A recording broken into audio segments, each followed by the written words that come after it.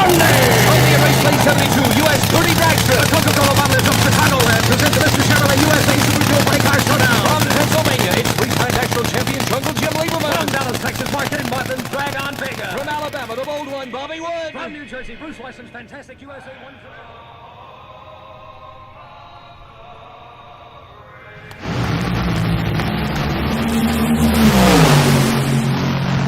Greatest one, man. I never get tired of that. That's awesome. It's That's not officially Wednesday until that the 1,000-foot pass goes by. Right. Those things are talking to you. Tires are extended. The clutch is locked up, and that thing's eating. Yeah. Well, you can hear it like actually really starting to hump, like where the clutch starts to lock up. Yeah.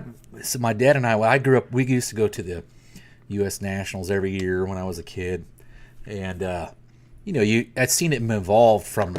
Like, hey, we're running 200 miles an hour and 240 and then 260. And then it's like that's where the wheels came off the bus and the shark got jumped. And, it was nuts after that. But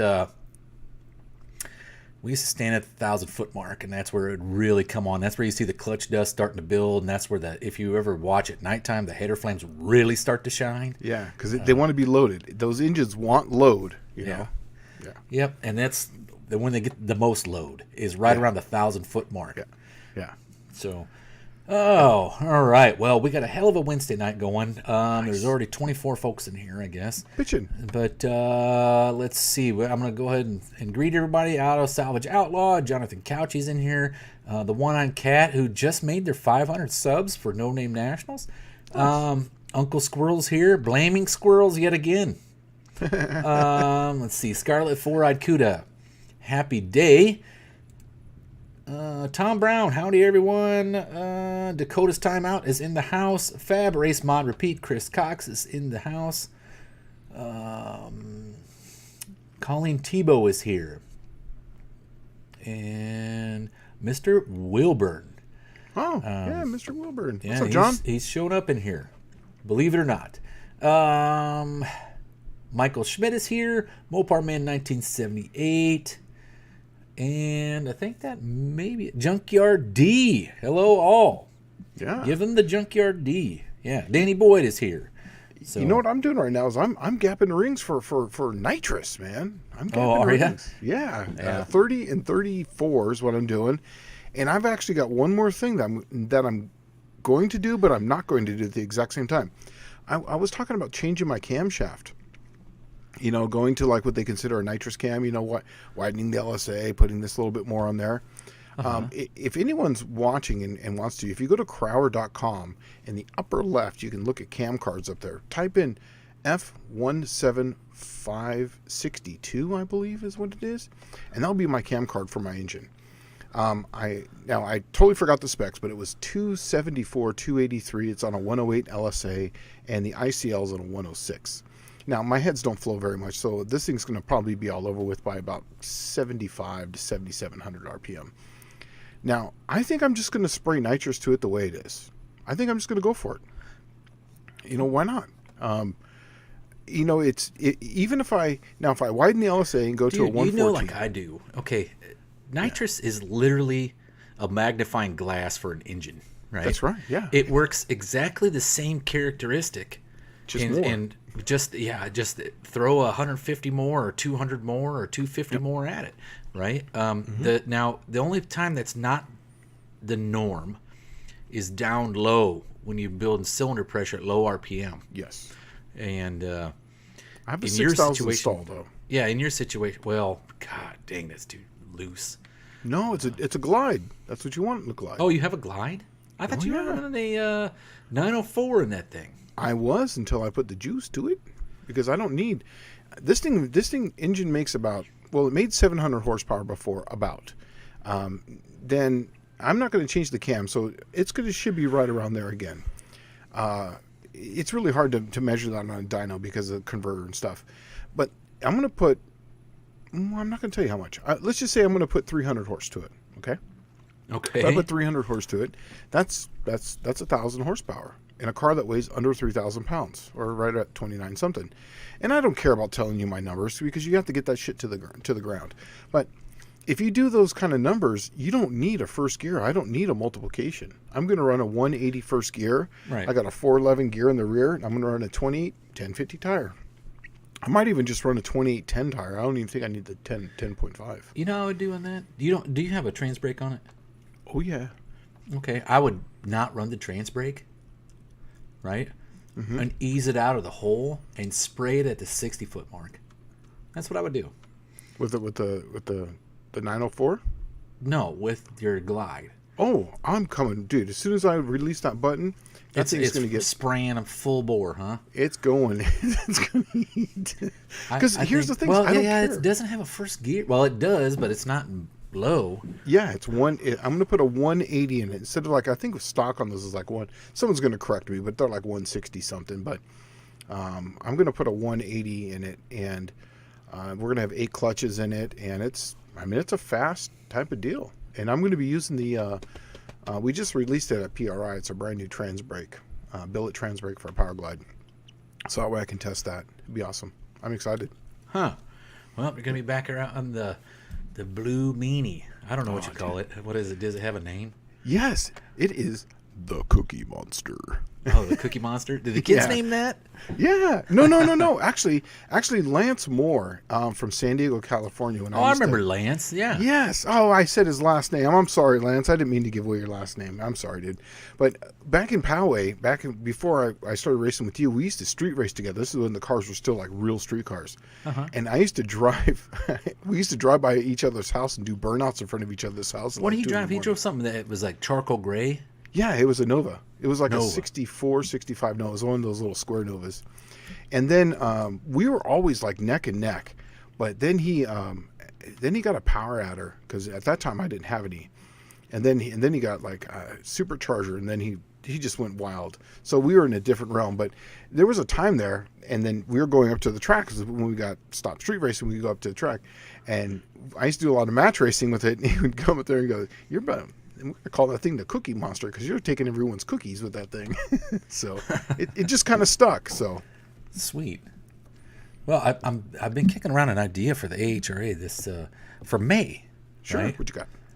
What about we do something like every race in May, we have a scheduled number of match races, and we call it Match Race Mayhem.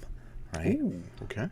And then you do like say 6 match races per each individual race that we have all over the country. Mm-hmm. And you just set up 6 of them. That's it. Real basic, simple 6 of them. But it's $100 in from each racer. And then if you're a member, you got to be a member. And the AHRA throws in $100 on top. And then so it's $300 to the winner, take all. But it's 3 rounds, right? Best of 3. You can be done in 2. Wow.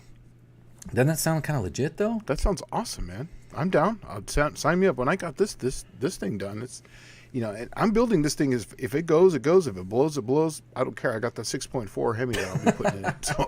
I would care. That thing's a neat piece. You should. It isn't Deke like Deke is trying to put together some small block Dodge. You should just put that thing together and sell to Deke and put your Hemi in there. I don't have. There's stuff that I can't show for Hemi stuff that I just can't. I can't do the Hemi thing right now. Let's just put it that way. And then this way, it'll get, the way I'm going to put it in there now, everything's already there. The exhaust is already set up. Everything's already set up. So basically, it's just going to be a drop in. All I got to do is just make a tranny mount for the back, get a longer drive shaft. I've got a Ford 9-inch sitting right there, and I'm just going to drop the Ford 9-inch and call it good. Dang, dude, you're getting rid of the 8 3/4 and the 904. The 8 3/4 just will not. Once you get over, let's call it 700 horsepower in an 8, maybe 750. It depends on the weight of the vehicle. But once you get over that number, they're on it's a time bomb. Mine's a time bomb right now, even with that aluminum chunk I got in there. Uh-huh. I was just lucky enough to cryo heat the gears and freeze them, and they last. They would last about five seasons, and then I would just change out the gears. I never had one come apart since I had the aluminum one in it because it helps with some of the shock load. But well, we have our first tech questions sure, here, and I was okay. So Jonathan Couchy's asking that. Let's see. He was talking about cutting. He says, "Has anyone ever cut a 3-inch collector down to a 2.5-inch later in the tube?" No, I've never cut them down. Where's it at? Did I miss Let's it? see. No, not that one. One right above it. Okay.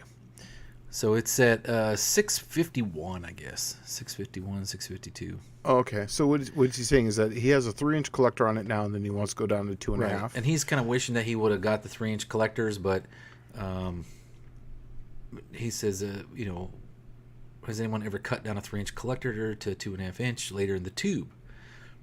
I don't see why you can't do that. I mean, that's technically, if you're running anything, even way back in the day, cars would come with 2.25-inch exhaust, and you would just neck them down, right? Where it really makes a big difference is the collector length, so that the collector actually functions and creates the vacuum for the pulses to be pulled out of the head, vice it just being a sheet metal exhaust manifold. Yeah, what I would do is, if you're going to do that, I would put at least 18 inches after where the collector comes of the 3-inch, and then neck it down after that. But you're really going to have to play with that, because then you're going to have like first order and second order wavelengths going back the other direction. There's a simple way to fix this. Okay, if you're going to do this, and I see it in the posts below, because it's actually a lot of comments below where people are answering it, and they're talking about how loud it is and what kind of noise it made and stuff like that, and how subjective, how loud it is to somebody it is, and then you'd need a dB meter to read it. Okay, There is a cool, easy fix to this. Put your collector on there, like put your pipe on your collector, however many, like say Shane's saying 18 inches, so go 18 inches and put an X pipe in it. Okay, and then after the X pipe, neck it down. That's exactly what I was just going to say. That's what I was going to say. It'll pull all that extra dB. It'll pull all that, because you'll notice it'll be considerably quieter with that X pipe in it, right? Because it's actually then working both sides, pulling exhaust out of both sides, right? Yep. And it's making it freely move through there. The other thing is, when it steps it down in size, like he was saying, you're going to have a bunch of reverb in there. It's going to pull that out, but with the other side canceling it, essentially, right? So I think it'll be very beneficial if you just went your 18 inches, went to an X pipe, 3-inch X pipe, and then neck it down to 2.5 inches. You're going to be fine. And it's going to be fairly quiet. And that's what I was going to get at, is if you do it after the 3 inches come out, and then you neck it down, then you're going to start doing like first order, second order wavelengths, are going to be the really long waves. But if you do it after the X pipe, that might cancel some of the order of waves, because they're going to be canceling at the X pipe. There is something though you are going to notice, is that when you get into it hard, it's going to get really raspy. Yeah, it's going to pop. Yeah, and that's actually kind of indicative of having a good exhaust system. So Yeah. But if you have never noticed, stepped headers are kind of the same way, right? But they get larger as they go. Yeah. Because whenever you change pipe length and the wavelength, and then the first, second order, third, and fourth, whatever is wavelengths of, start going order of wavelengths going back. When it goes the other direction, it actually hits that and then brings it back out the other way, so it doesn't go back into the pipe. Just helps out with flow. Let's see. All right, so Scarlett the Four-Eyed Cuda is saying I'm up to 98 subs. So if you're not subbed to Scarlett the Four-Eyed Cuda, go over there and give him a thumbs up and a sub for a little bit. Hopefully the rest of Scarlett's life. But honestly, they're trying to make it to No Name Nationals, right? So he's going to need 500 subs. So whatever you can do to help this guy out. Let's see. Somebody was asking, and I saw it. I don't know where it's at. I must have passed it. Okay, where is that? Tom Brown was asking. Okay. Dallas, have you seen KBR's Super Wildcat Big Block Buick heads, 521 CFM on the intake? Wow. No, I have not seen those. And I don't even know who KBR is. I love some insight on it. I've been locked in the garage for the past couple of weeks. I'm actually working on something really cool. It's a 68 GS 400 convertible 4-speed car. And it's been driving me nuts with a quadrijet. And I've just kind of today just came to a head, and I just took the thing off, and I'm going to put something different on it tomorrow. Another quadrijet, but just a completely different carb. But Shane and I were talking, and I think I may have a problem with heat soak that I've never seen before.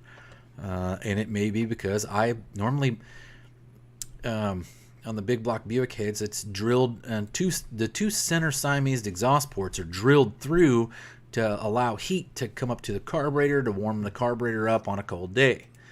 I normally block one of them off each time because, one, they'll get the intake manifold as hot as the exhaust manifold, right? And I think that's what my problem might be, is that I'm boiling the fuel and it's collecting outside, or it's condensing on the air horn and then running out of the actual carburetor in between the gasket on the air horn. I think that's 100% correct. You know, I just looked these guys up. Kenny Beats Racing. That's on a 4.5-inch bore. That thing flows 521 CFM, and on a 4.600 bore, 532 CFM. Wow. That's on a big block Buick? That's on a Buick. Who is it? Kenny who? Kenny Beats Racing. I've never even heard of him. I just put in KBR Super Wildcat big block Buick heads? I actually just put in KBR heads, and it came right up as the top one. Huh. Yeah. Wow. And they're not inexpensive. They're like $6,500. So. Huh. I guess if you're running Buick, you're going to pay the tax just like Mopars. Well, Buick stuff is big time tax. I'm telling you, man. That's why I stick to a lot of the factory stuff. Yeah. Right? Is because you can keep the cost down, because you can damn near buy. Everyone knows a Buick costs a lot of money to build, so you can buy the factory stuff for cheapo peanuts because nobody wants to build one. Yeah. Right? And then you just stick with the factory stuff and have fun. And then score some parts whenever you can, like intake manifolds. All right. The factory intake manifold is actually pretty decent, especially when you're talking torque. And torque is what you want for a street car. So there's no point in get rid of the intake manifold until you can start building some horsepower. Then the only intake manifold you're going to be able to buy is a Performer, a B4B, and then you can get a single plane from TA Performance, right? Mm-hmm. They're all $600-$700 a piece. Wow. So score one second hand. Yeah. That's what I recommend. Yeah. You know, but that's. I've been working all week, like last week and this week and the weekend, and on this 68 GS 400 4-speed car. It's just been driving me nuts. Hey, go to John Wilburn's right underneath that one. Oh, what time? 7:06. Okay. Yep. So yes, he is correct, and the only reason why I'm going to a Glide is because a 904 takes about 21 to 22 horsepower to turn, depending on who you argue with. A Glide is about 18 to 17, also depending on who you argue with. That's the most efficient one out there. And as far as factory ones, obviously you can put Torrington bearings and whatever and so forth. I don't know if that's the case. What's that? Well, because there's a lot of stuff that's always missing off of these things, because it's like the training that nobody ever used, they kick to the curbs, right? Yeah. Or stuff. That's where I'm talking about racing ones. These are racing ones that can handle power, that you're going to put some power through. What makes the Glide so efficient? Is it because it only has the rotating mass of essentially one gear set? That's correct. Yep. And it's only got the one, and it's got the clutches in the back. Basically, it's just one gear set in the back. That's it. It's just in the back, and it's got 8 clutches in the back. Well, mine's gonna have 8 clutches in it, and it's just there's almost no rotating mass. It basically just has the one gear set. That's it. And so basically, you're taking a whole gear set that you're having to turn, and a clutch pack and all that. It's gone. Dude, that makes me really want to go. Because see, the Buick made one called a Super Turbine 300. Yeah, you're that is talking a about 2-speed, that. And it's the predecessor to the Turbo 350. Mm-hmm. And it uses the pump and input shaft assembly from a Turbo 400, but yet it's a 2-speed with a switch pitch torque converter. Yeah, I wonder if that sucker is more efficient than a Glide. It probably is. It has to be, and we're checking all these in direct drive, because it's obviously multiplication. Right. You can't do it, but just direct drive when it's in gear number 1. And the only reason why 904 is close is because all the parts are really small in diameter on 904, where some of the stuff on a Glide is a little bigger. And that's the only reason why there's just those few extra horsepower. Huh. It just makes me wonder. I need to get myself a Super Turbine 300, take it apart, find out what's the same as a Turbo 350 or a later 700 R4 and stuff that's interchangeable, and build something pretty neat, but then retain the switch pitch torque converter. That's the neatest part out of the whole deal. Yeah, because that way you could have, it's like a race car driver all in one. Right. Well, that's where, okay, I haven't told anybody this. I think I told you.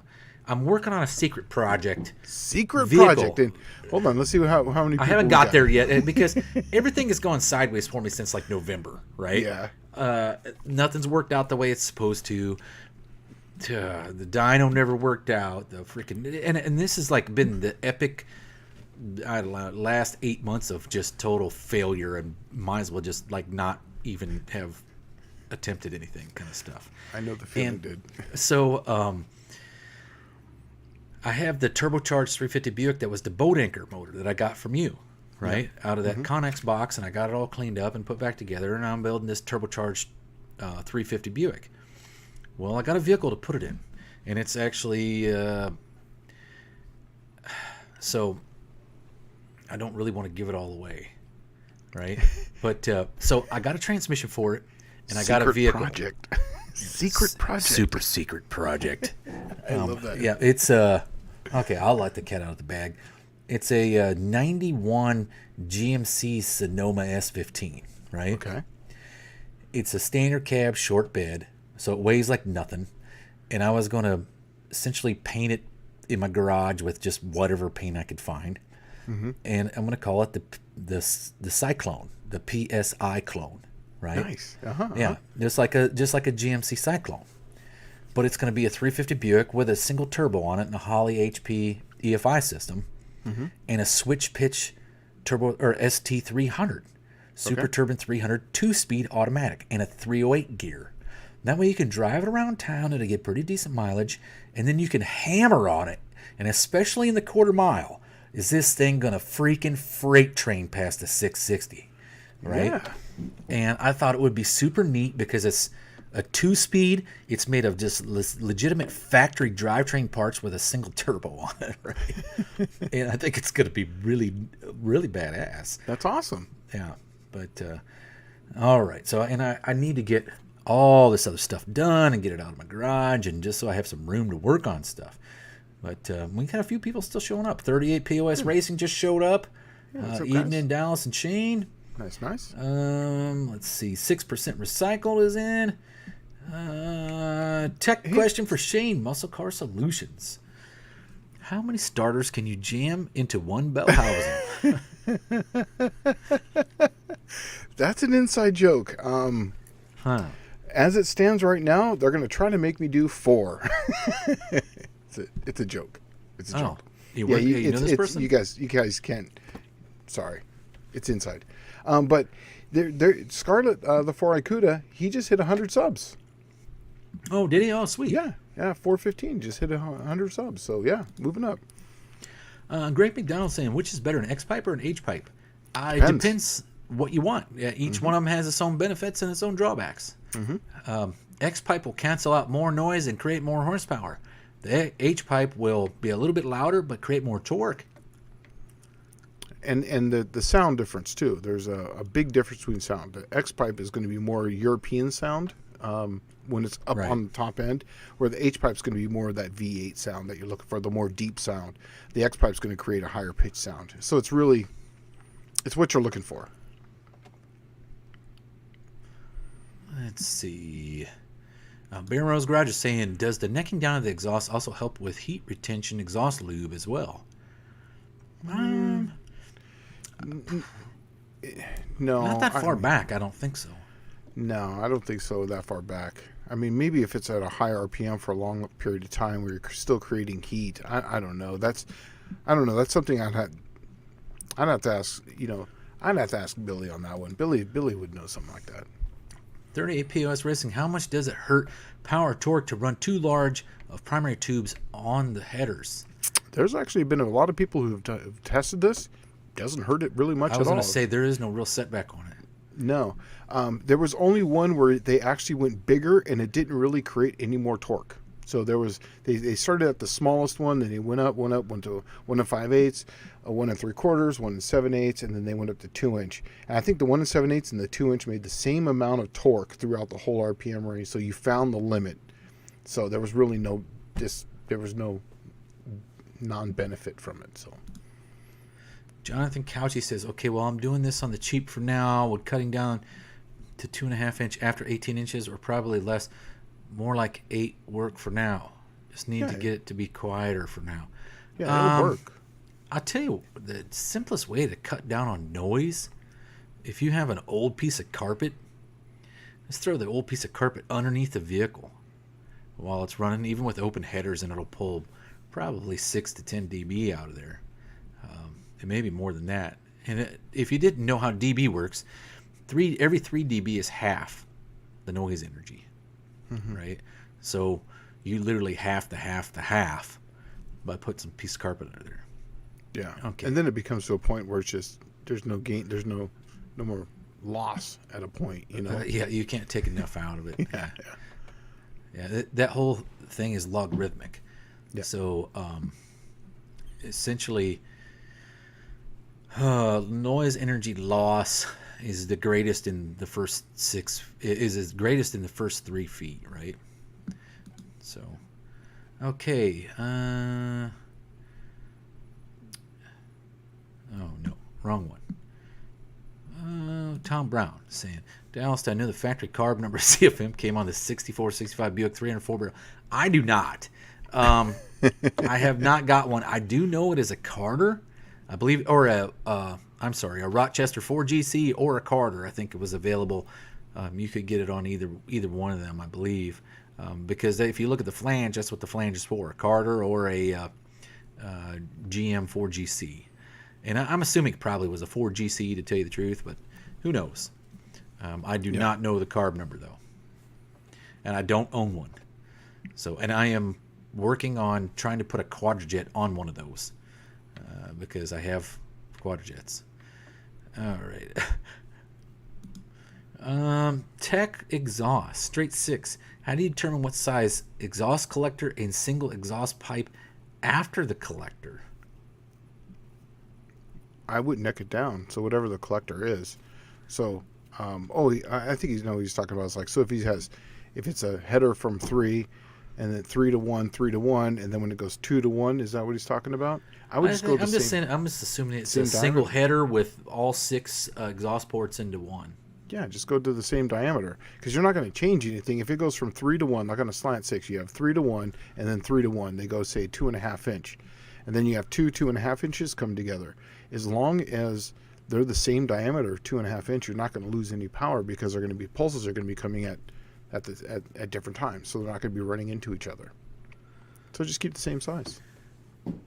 Yeah, not a problem, because you probably only have like 1 or 2 headers available, and they only have probably one collector size, which is 2.5 or 3 inch. Yeah, and go with the 2.5 inch. BOP Glide, yeah, kind of, sort of. It's the Super Turbine 300 is the BOP Glide. I guess 2 Hacks Jeff just showed up. Oh yeah, 2 Hacks Garage. Hey, all. What's up, man? Dr. Art is here. And Dr. Art was at Buffalo Valley watching Andy Wood and the Mr. Tony, Uncle Tony's Garage, to see their match race. One and done. Oh, before you go any further, 2 Hacks. I did look into your part that you got from TCI, and unfortunately, I didn't get back. They didn't get back to me before the end of the day, so I apologize. But I will try to find out more tomorrow. So Val, was it Val 0360? Jimmy says, I put a glide behind my small block Mopar 2. I couldn't find anyone to build my 904 to handle big power, and I think the 727 would soak up too much power. Mm-hmm. Yeah. My 904 is probably stronger than I could ever use. Reliable. Well, I shouldn't say that. I would have to put probably a 276 gear in it to actually use any of that, because of the multiplication that comes down on with the first gear, or I could just launch it in second. But then if I'm launching in second, then what do I need the first gear for? And that's basically my thought process of going to a glide. Well, and if you remember when we were doing that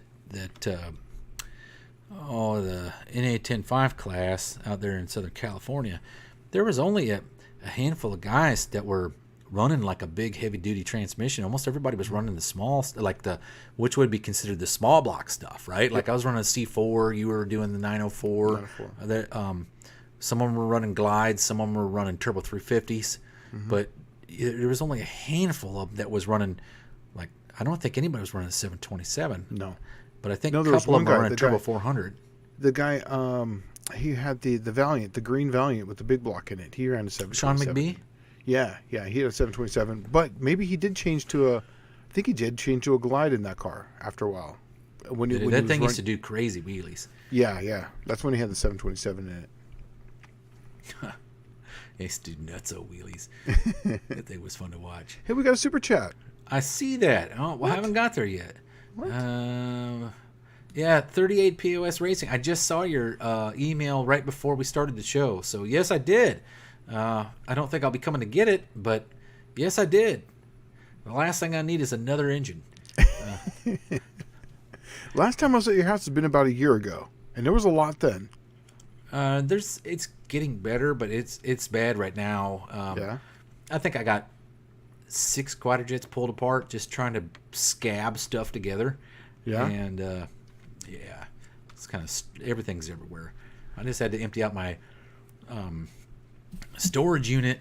I had put a bunch of stuff in storage so I could work on the super stock car, and then I ran out of cash for the super stock car. So and time. So right now I'm just spread too thin, and it's all biting me in the ass at the same time. So now I'm just kind of weathering the storm until I can finally regather my my senses and focus, and then just start attacking one thing at a time. Yeah. So, okay. So Tom Brown saying, okay, just asking, might have one of the factory carbs from a 65 Olds 215 4-barrel. Just wondering if they were the same. I will do some more research. Okay, well, there is no 65 Olds 215. There is a 63 Olds 215. 64 and 5 got a 330 Oldsmobile. And those were ultra high compression. I want to say they were 11-1. I think so, yeah. Yeah. All right, so Fab Race Mon Repeat hit us with a $9.99 super chat and no question. What? Well, thanks, bud. Thanks, man. Thank you. But I could have answered a question for you. If you feel like throwing up a question there, then whatever. Let's see. Have no fear. The Dougster is here. Nice. Doug Narden swooped in. That's why it's a $9.99. Quadra-junk on a Ford. Okay, that's another thing I'm working towards too. I'm going to carburate my white 94 Ford truck. That's going to make me happy. Yeah? That's Why? going to make me happy. Because I think that's going to be awesome. Whenever you go the other direction with what the car came with, it just makes me happy. I love that stuff. Well, I'm going to see how it works, because I looked around for dude, Tony gave me the idea, but it wasn't as easy as it was just saying it, right? Yeah. Because, I could have went and put a Holly on it, but I don't have $600 for a Holly, right? And I'm like, man, I do have a ton of quadrujets, though. And I'm like, well, let me see if I can find an intake manifold that'll fit a quadrujet without having a spacer. Mm-hmm. And that was the caveat, because, see, the spacers suck.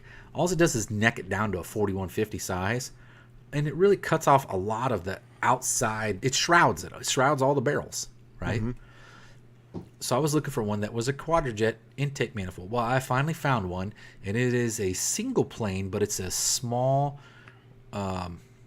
plenum, short. It's not a high rise. It's a short deck, single plane, like a Torker. Yeah. Okay. I remember but it's those, called it's Holly Street Dominator, is what the intake manifold is called. Yeah. And it kind of is like let's say you took instead of having an adapter to put the quadrujet on there, it just is cast like an adapter. So and it's almost 2 inches thick around the flange. I'm just going to open the whole thing up. Yeah, why not? Right? Yeah. And then I'm just going to make it flow like it would like normally. But I don't know how this thing's going to do with a single plane. We'll see. But I think the problem that I've had from the get-go with this Ford truck, and everybody can kind of laugh or thinking, why don't you just get a chip made? Well, joke's on you, buddy. I've made 3. Okay, so the problem is, if you think about it, no one builds a truck for towing, performance towing. Okay, and that's technically what I did. Is I tried to build something that was good on gas but was capable of towing like a diesel for a fraction of the price. Yeah. When I started building this truck, which was 2016, Gene, I think so. Yeah, 16. Diesels at that time, the diesels that I love, I had the body style of truck I had before this white Ford was a Ford just like this. It was a 96 Ford with a 7.3 Power Stroke. And it had an automatic, which is the Achilles heel of the 7.3 Power Stroke in those trucks. And the transmission went bad, and it was like $6,500 or something to get a reliable, good transmission. So I just sold it. And I got a little Ram Eco Diesel, and I kept that for a while. And then my wife had a little Volkswagen diesel, and we got nabbed. We were in California. We didn't get nabbed. We were just part of that Dieselgate bullshit. And California was kind of strict. We couldn't renew our license on the car, and I ended up, luckily we owned a house that we were renting in Florida, and I freaking registered it through the web and mailed it to my house in San Diego and got licensed that way. But I'm like, man, the writing is on the wall. They're coming after these cars. I need to get rid of it. And I got rid of it. And instead of buying something new, I just bought this old beater truck. And the idea was to make something for a fraction of the price of a Power Stroke diesel. And so I have never been lucky with this truck, because the problem is all the people that burn the chips, they're burning it from a Mustang 5-liter with a 393, trying to make as much horsepower as possible. And I'm caring zero about horsepower. None. Yeah, it's all torque. The idea was to make 500 foot-pounds of torque in a usable range, say 22 to 2,500 RPM. Yep. That was the goal. I wanted the long runner EFI because that was going to be the only thing that was capable of doing that, because the throttle response on the long runner EFI creates so much low end torque because the velocity is so high that's where the throttle response comes from. Yeah. Is that super high velocity through those runners. And I thought it was possible. And the idea was to gear it to where you could tow at 70 miles an hour at 2,200 RPM. And be right in the meat and potatoes of that 500 foot-pounds of torque. The computer in the truck couldn't keep up. Originally, it was a speed density batch fire fuel injection computer, and I ran that for a while, and it kept just throwing codes at the most erroneous times. So I'm like, you know what? It's so far outside the factory calibration because it's meant for a 351 Windsor with 19 pound-per-hour injectors and a stock intake manifold, and not AFR 185 heads, and not something 393 cubes. So I put a mass air computer in from an 89 Mustang, and then put it all, 24 pound-per-hour injectors, the whole 9 yards, and it ran okay, and it would get upwards of 25 miles a gallon. But what I found was, if I had mileage, I never had drivability. Startup was horrible, and it would gas down the oil after like about 1,000 miles. So it was always running rich and outside the tune, and it was the mass air meter was fighting the O2 sensors, trying to tell it what was what, right? And it just never got anywhere. And now I have it now to where it's as close as it's going to get to running good. But it's we did our last trip coming back from North Carolina, and it gassed down the oil twice on the way back. Wow. And that's not even 800 miles. And so that's not helping mileage. No. And I'm like, before this thing wipes the motor out, wipes all the bearings, and kills this thing, I'm going to put a carburetor on and just see how it really runs.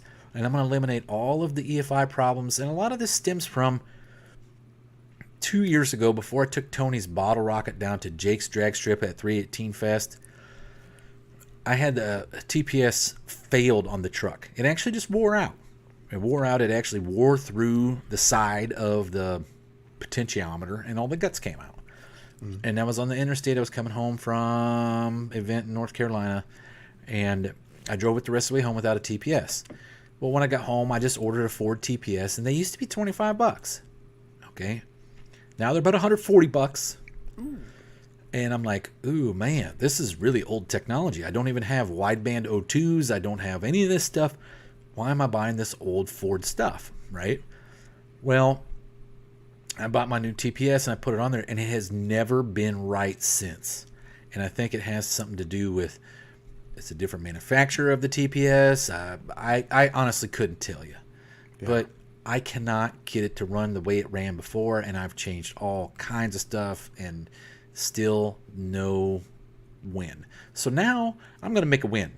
I know how to calibrate a carburetor, and I know how to change an intake manifold, and we're going to ditch all of this stuff that I'm going to have a freaking carburetor on it with a wideband O2 sensor, and that's that. And perfect. I think it's going to be miles ahead of where it was. Yeah. So, all right. Let's see. Junkyard D says, anybody ever use a set of Splitfire early A-body shorties? Is it Spitfire? Spitfire. Yes. Spitfire. I don't think they're. I think they're defunct. I don't think they're around anymore. But I did put one on a car when I was in San Diego. There was 15 or maybe 13. I can't remember. They went in really good. There was really no beating or anything on it. Now this car had manual steering, and it was a little tight around the shaft area. So if you got power steering, it might be a little tighter. But yeah, it went in pretty easy. We actually put them in without pulling the engine up. We just unbolted it, rocked the engine one side, dropped it in, did the same thing on the other side. Oh, by the way, do the driver's side first. Just pro tip. Well, so Doug Narden is saying, didn't Dad Brown leave me with more Buick engines? Yes. But here's the thing. He had a 70 Stage 1 Buick that had no motor in it.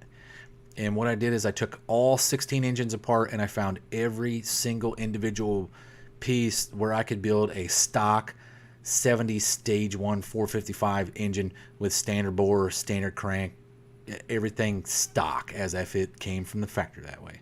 Is that the cam I reground for you? Is that the one? Was that the one on the 455, or is that? This was back when I was at Crower, back in San Diego. You never ground one for me, yeah, but... Oh, that wasn't you. Okay, yeah. I remember that someone sent me a Buick cam. It was a while back, and it was I basically just did a regrind on it back to factory. So, oh no, that was not me. Okay. Danny Boyd saying the 429 came with the Q-Jet in 70 and 71. Yes, it did. And I'm planning on using the Q-Jet on this 393 Windsor. So, and I finished it up on Sunday. I pulled an all-nighter. I think it was Sunday. I pulled an all-nighter out in the garage. And at 5 a.m. I came inside, and I had one Quadrajet that was a 1978 model with adjustable part throttle and electric choke. And I had all of the nice doodads and whiz bangs that you possibly could have on a Quadrajet. That's awesome. It took me all night to do it. All right, so yeah, the Dallas to 351 Cleveland 4V was offered with a spread bore and a Quadrajet. All right.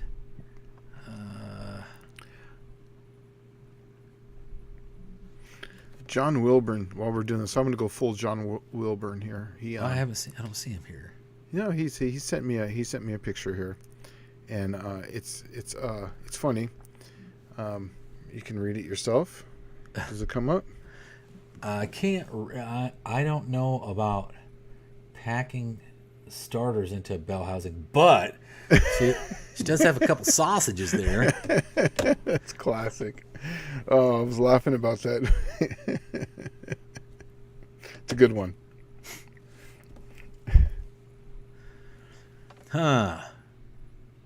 So Jonathan Couch is saying, I should have done a video on it. I did some modifications on the 750 Q-Jet that came on Dave's. That's what we call the hot rod truck. I streamlined the primaries and secondaries and radius to edges.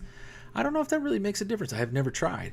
I did notice that, see, I was always told 71 and later Quadrajets all were 800 CFM, and 70 and before were all 750. And today I noticed that the 71, 72 Buick 350 carburetors I got are 750 still. So I don't know when they changed. I do know that 455's got the 800 CFM in 71, but I don't know when I thought they had got rid of it, the 750 CFM, the early ones. Let's see. Craig Chitto, Dallas, no aftermarket computer. No, I'm done with EFI. I figured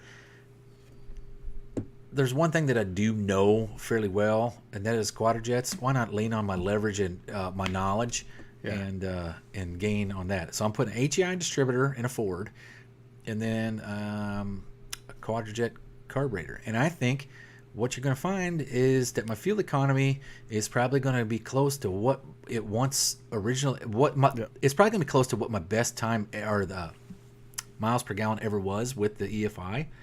But I believe that the giddy up, and I believe that the drivability, on road speed is going to be actually be better. I agree. Now, the cold startup, probably not. Probably not so much. Yeah, that's the one thing about on my throttle body with my Slant 6. Startup's easier. I'm just not getting the mileage out of it right now that I can with the carburetor. That's what I'm still fighting. But it feels faster. I just want to give it all the ample opportunity to learn as much because I'm not tuning this one. I'm going to let it do its thing, and then I'm going to do a back to back to back. I got one of those brand new draggies, the most recent one.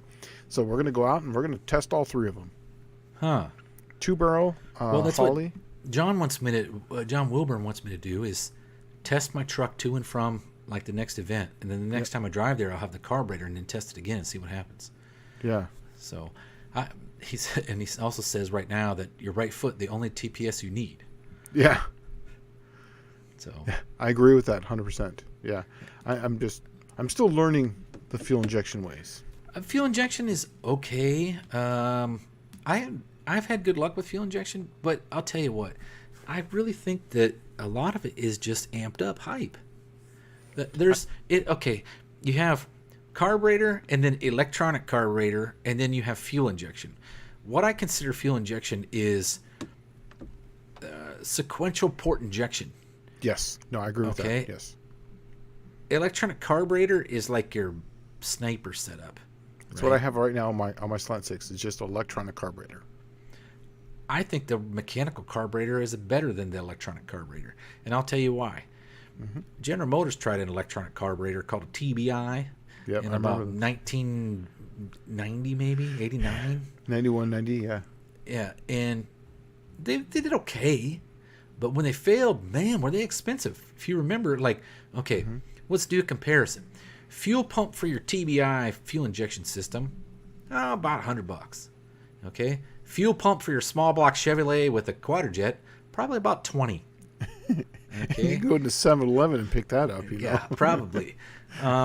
The Quadrajet rebuild kit, $26. Throw a float in there, the best float you could possibly buy. Right, it's $37. Okay, tune your Quadrajet carburetor.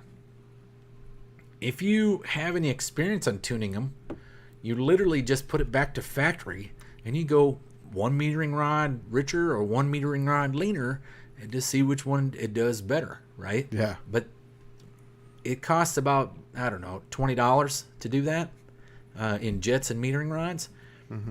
Take your fuel injected car and get it tuned, you're looking at $500-600. It's nothing but a markup that you allow to be marked up. Right? And for what gain? The gain is technically just emissions at startup. Yeah. Right? Startup and idle. That's it. Yeah, and also too, what I've noticed on mine is that with my carburetor, I had to tune it with either power in mind or economy. I think the fuel injection does both of them at the same time, but it doesn't do both of them as well. Does that make sense? But you don't have to change anything. So I'm not getting 24 point whatever miles to the gallon. I'm getting about 22. It feels from my butt dyno, it's faster, just the way it sets right now. But I'm obviously gonna test it. But it's just, and also to startup, I can go out there and just. It probably is because see, when you tune yours for fuel economy or performance, it usually leaves it lean during part throttle for your fuel economy. What that EFI will do is it'll fatten up that lean spot, right? So you have performance and some fuel economy, but it's still a dividing line, right? That's right. And I think that's because it's adding that part throttle fuel is why the mileage is down. I think it gives it that mid-range extra fuel that when I tune it out and it's getting better mileage. So, yeah, we're gonna see here with I've got maybe a 2,000 miles on it now. I want to put another 1,000 miles on it before I actually say this is what I'm getting. Danny Boyd says, I've never pulled an all-nighter wrenching. And Oh, I only have a few times, but they're fun. Yeah, they're fun. The only thing is you're like really wiped out the next day. But Yeah. see, the reason why I do it, okay, here's my dilemma. Okay, I usually have too many projects, too many irons in the fire anyway. Yeah. But the problem comes when my phone is ringing all day. I'm answering questions. I'm getting details worked out for a race. I'm working on a schedule. I'm answering tech questions that are coming in. I'm working on a rule book. And then, I can't get any time to do anything, and I just keep getting further and further and further behind. Mm-hmm. So when I stay up all night, guess what happens? My phone doesn't ring. I don't get any stupid emails. My things I ordered don't get put on back order because nobody's awake. It's all not happening. Mm-hmm. And I can get so much done.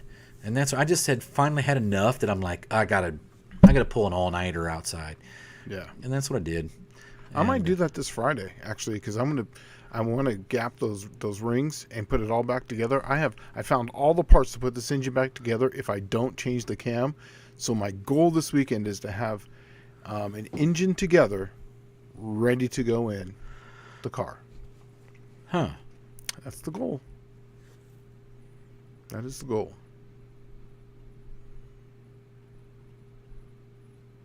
Let's see. Professor P, in response to your Spitfire headers, the 1 and 5 combined together before the collector, seems like there would be restriction there, or does the pull sequence negate the restriction? Worth TTI Doug's upgrade? I don't think you're really going to notice it nearly as much as far as like the butt dyno. You might see it actually on a dyno, but you're going to get something better than the manifolds, so that's why it always just feels better. But yeah, they do have a funky combination. I don't remember the exact order, but they have two that come in together. One's a short runner, one's a long runner, and then it kind of splits them. It splits, I think, 1 and 5 come together, and I think it's 3 and 7, and I think it's something like that on the other side. If memory serves me correct, it's something like that. Okay, so here's the Jonathan Couch. He's running down. I know the Dodge ran ridiculously rich. He's talking about the quadrojet, okay? Mm-hmm. So then he says, Dallas, when was the last time you bought some jets and rods? I can't find any large selection, and they're all quite spendy, like $50 for a set of 5 different jet sizes and 2 different metering rods. Wow. I guess it depends where you buy them. Let me tell you what I do, okay? If I tell you what I do, and I notice my inventory starts depleting, I'm going to get mad, but this is how I do it, okay? I go to the junkyard, and I find every quadrojet that's on a car out there, and I will spend I'll take them all off, and I'll take them to the truck section, and I'll sit in a truck bed, and I'll disassemble all the carburetors in that entire lot in the bed of the trucks, and I'll take all the parts, and I'll go buy them one at a time at the freaking checkout line for like $10 for all of it, right? And then you have no carburetor parts at the junkyard. So that's what happens is I get there, I wipe all out. There might only be 2 or 3 at the junkyard the whole time, but I'll get every part out of them. I'll get the hangers for the secondaries. I'll get the primary and secondary metering rods. I'll get the jets. I'll usually end up with hard parts if I'm looking for anything. And sometimes I take the base plates because they'll run like a 204R or a 700R4 on an electronic carburetor. And you can swap that base plate onto like a 78, 79 Buick 350 carburetor. That's why that carburetor is my favorite one, because you can do anything to a 78, 79 carburetor. Anything, right? You can make the coolest freaking quadrojet there ever was. Run an overdrive transmission, run a turbo 350. It'll fit any damn transmission out there. So that's what's cool. If it'll run a 204R, it'll run a 700R4. I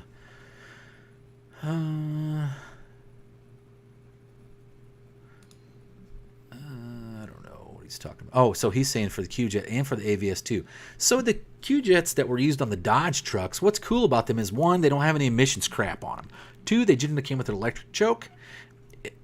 3, they were available all the way up to like 90. I think that's right. 90, something like that. They were available late. And you could go get one, and they're virtually the same carburetor as any other truck. The problem is they are M-rod carburetors, so you cannot put like a K or a B rod in those things. And anyway, the M4Ms, you can't take the primary metering rods and put them in the later ones. They're, I want to say 31 thousandths longer or 30 thousandths longer. And so you can't use those. They're not interchangeable. And then the M rod series are not interchangeable with the car ones of that year, the K rods, the J and K rods. You can somewhat interchange them, but it's like you got to do some serious math, and you have to open up a lot of passages because it's just they're so big that the end on them is no longer 26 thousandths, it's 31 thousandths. Wow. So it takes a bigger jet, the whole 9 yards. Mopar Man 1970. I think society has become too dependent on computers and electronics, even the military. I agree. Yep. That's why I was kicking ass in the Navy and taking names, because literally when I came in, the whole thing was you had to be self-sustaining, because when you're out in the middle of the ocean, think about this. They teach you how to be a firefighter in the Navy, and that's the only freaking military service that does that. There was a joke that used to run around. It was talking about all the militaries, like let's say you had a branch of Navy, a branch of Marine Corps, a branch of Army, a branch of Air Force, all in one base in Iraq. Okay, there's this story came out from during the war period. There was a shelling on the base, and it caught one of the tents on fire. And so the story goes like this. The Army commander was in charge, and he says, Army, what does he say? All present and accounted for, sir. Right? Air Force, present and accounted for, sir. Marine Corps, aye, all present and accounted for, sir. And then Navy, all present and accounted for, fire is out, and people are on watch. Right? And with reflash watch is set. And that's because the Navy had to be self-sustaining. When you're out at sea, you can't call somebody to help you. Right? You're in the middle of the ocean. Fire department doesn't show up. Like nobody's there to help you. So you had to be self-sustaining. And that meant if you're at war with somebody, right, and your equipment breaks, you had to fix it. Mm-hmm. You couldn't go back into port to fix the damn thing. You couldn't fly somebody out. You had to fix it. So I was very good at being self-sustaining. That's what I did. Matter of fact, the Navy recognized that and put me in charge of fixing everybody else's stuff. Okay, let's talk about this. Danny Boyd saying, I'm in the mindset that a 307 is better than a 305, though I've driven a 305 TBI 90 or 91 Camaro RS, and that thing was damn good power stock. I had a 307 Cutlass, and I've driven a couple of those 305 Camaros, right? I would have to say the 307 ran better, and it got better mileage. Because of the torque, I think. It was a smaller bore. It actually has the same bore and stroke as a V6 Buick, pretty much. It has a 3.8-inch bore and a 3.397 stroke or something, which is virtually a 3.4-inch stroke. But some of them had roller cams. The one I had a roller cam. And it was okay. It wasn't a missile by any means. But at that time, that was the dark ages, right? Like the most powerful things on the street was a Mustang 5-liter and the Grand National. Yeah. And I want to say they were like 240 horse. No, the Mustang was 225 and the Grand National was 245. And that 307 was probably somewhere around 200. Which is that pitiful? It's scary. That's kind of, but if you think about it, that 307, just from 87, right? 10 years earlier, in 77, the Vet would have had that kind of number with a 350. Mm-hmm. So that's how far it had come. But yeah, I think the 307 actually was better on fuel, and it ran better.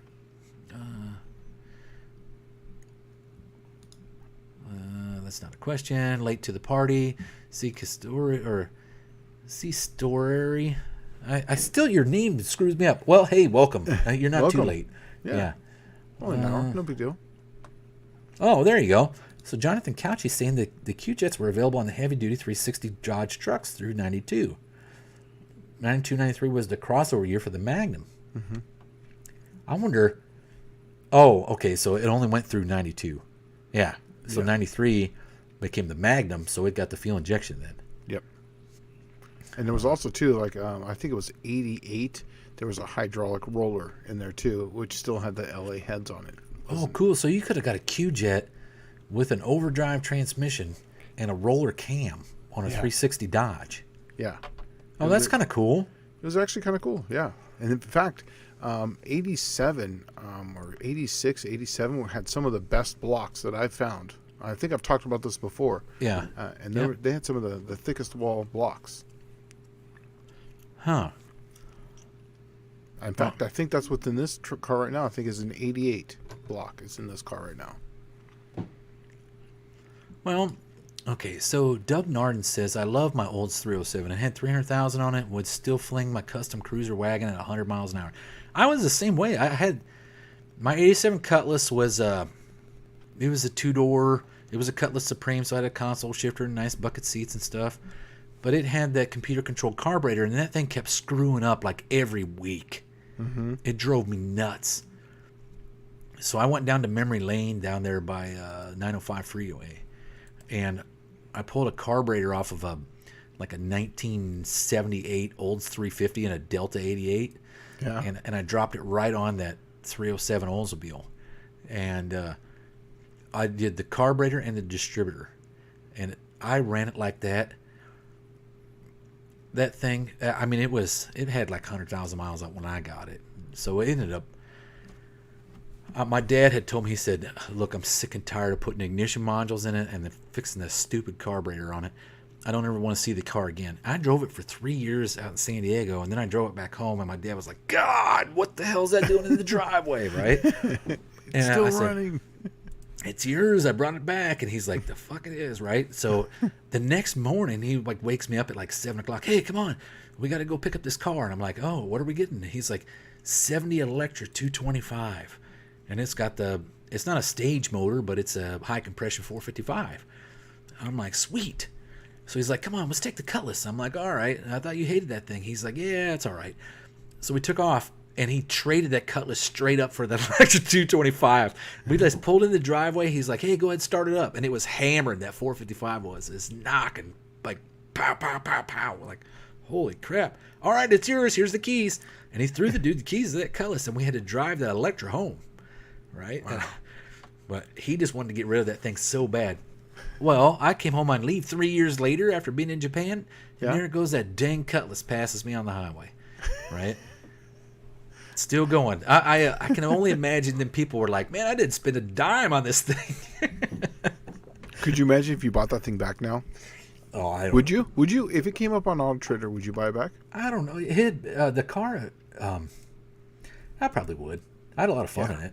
Mm-hmm. Yeah, I was 21. My buddies were all 20, 21. A matter of fact, I had it before I was 21. So when we were in San Diego, you could not drink at the bars if you were younger than 21. But on base, you could drink younger than 21. They used to give you what they called 3-2 beer, which was like 3 parts beer and 2 parts water or something. I don't know. Something like that.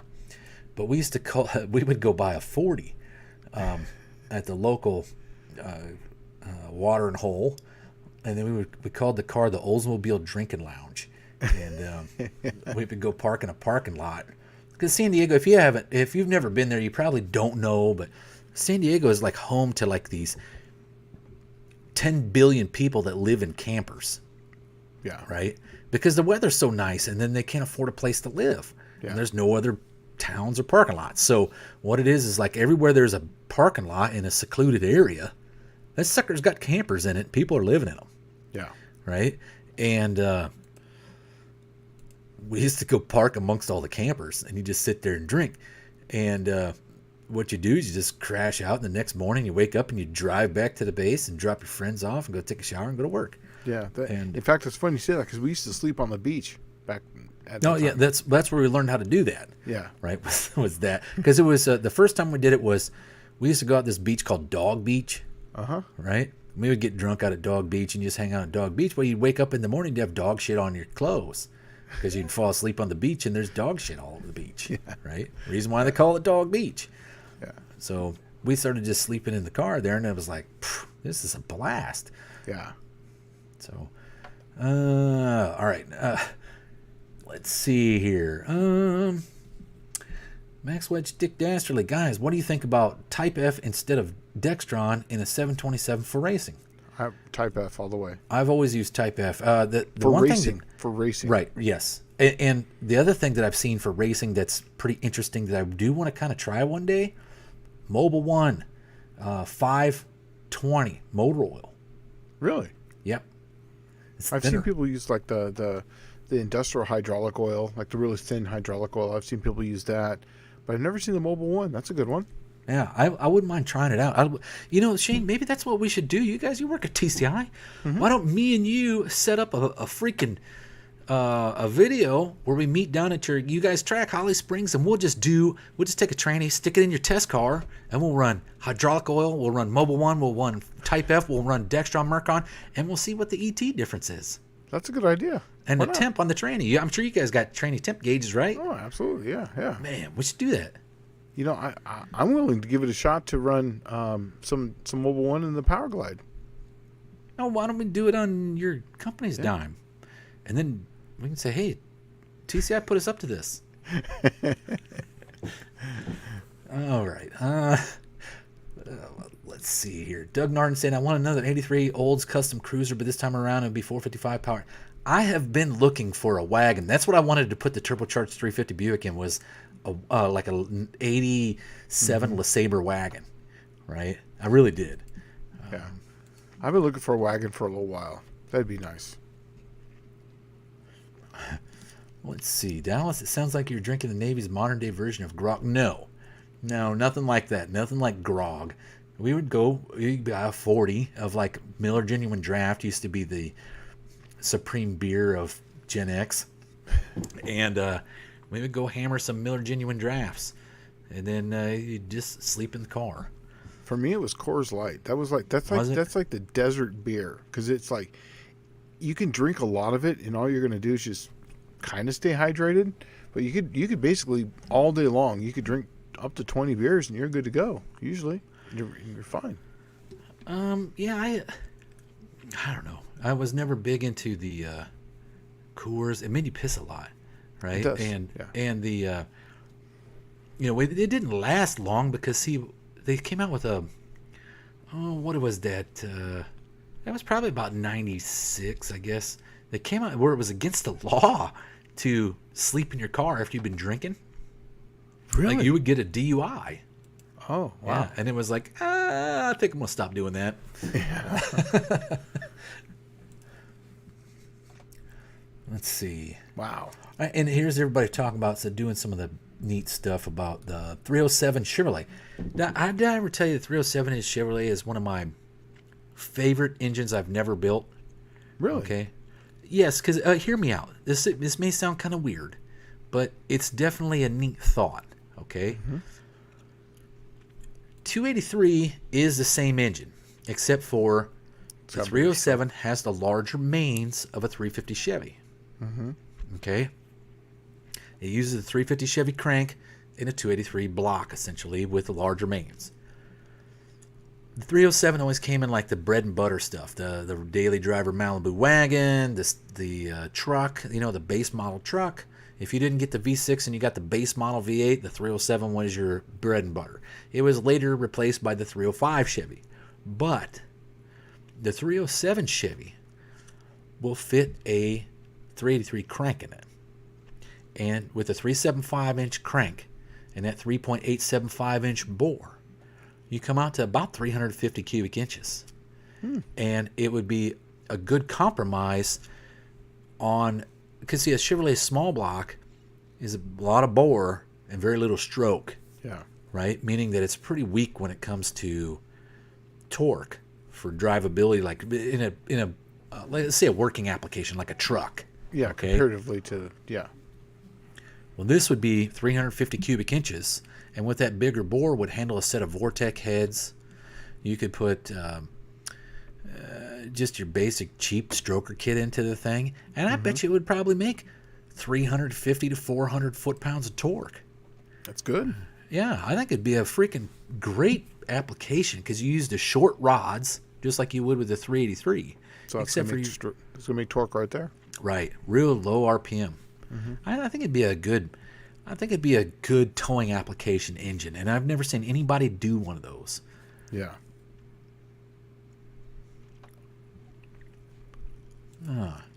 But that's always been one of the things I wanted to do. It was okay. So Craig Chitto sent is a 307 is a 327 crank. All right, well, fine. But I just wanted to put a 400 crank, a 38 or a 375 stroke crank on one of them 307s. That'd be good. That'd be good. Yeah. But I don't think it'd be a performance motor at all. It's still got that short if you're looking at engine longevity, generally the ones that you find that have the smaller bore and more and longer stroke are the ones that actually live longer. I don't know why that is. I think it's because it adds more cylinder wall strength. Lower RPM. Is that what it is? Lower RPM? Yeah. That's why diesels and work so well. Slant 6. It just when you have like something that's under square, where the bigger stroke, smaller bore, you just can't. You have a lot of piston speed at high RPM, so it's just not gonna. You just don't RPM them. That's why Slant 6 is really 45, 5,000 for a street car. That's all you really get in tournament. There's racers who go 6,000, but yeah, you're not gonna do it much. Or for very long. Jupiter Mustang Mike. I haven't seen this guy in a long time. Let's see. Okay, Fabrice Mod Repeat says the 307 with 383 crank used to be a great asphalt modified combo. Probably because it had instant torque right off the corner. Yeah. I bet that's why. Oh, there you go. Uncle Squirrel saying a 307 40 over with a 400 crank is 361 cubic inch. That's actually pretty cool. That's a good one, yeah. Yeah. Okay. Mopar Man 1978 says that B&M fluid is just overpriced.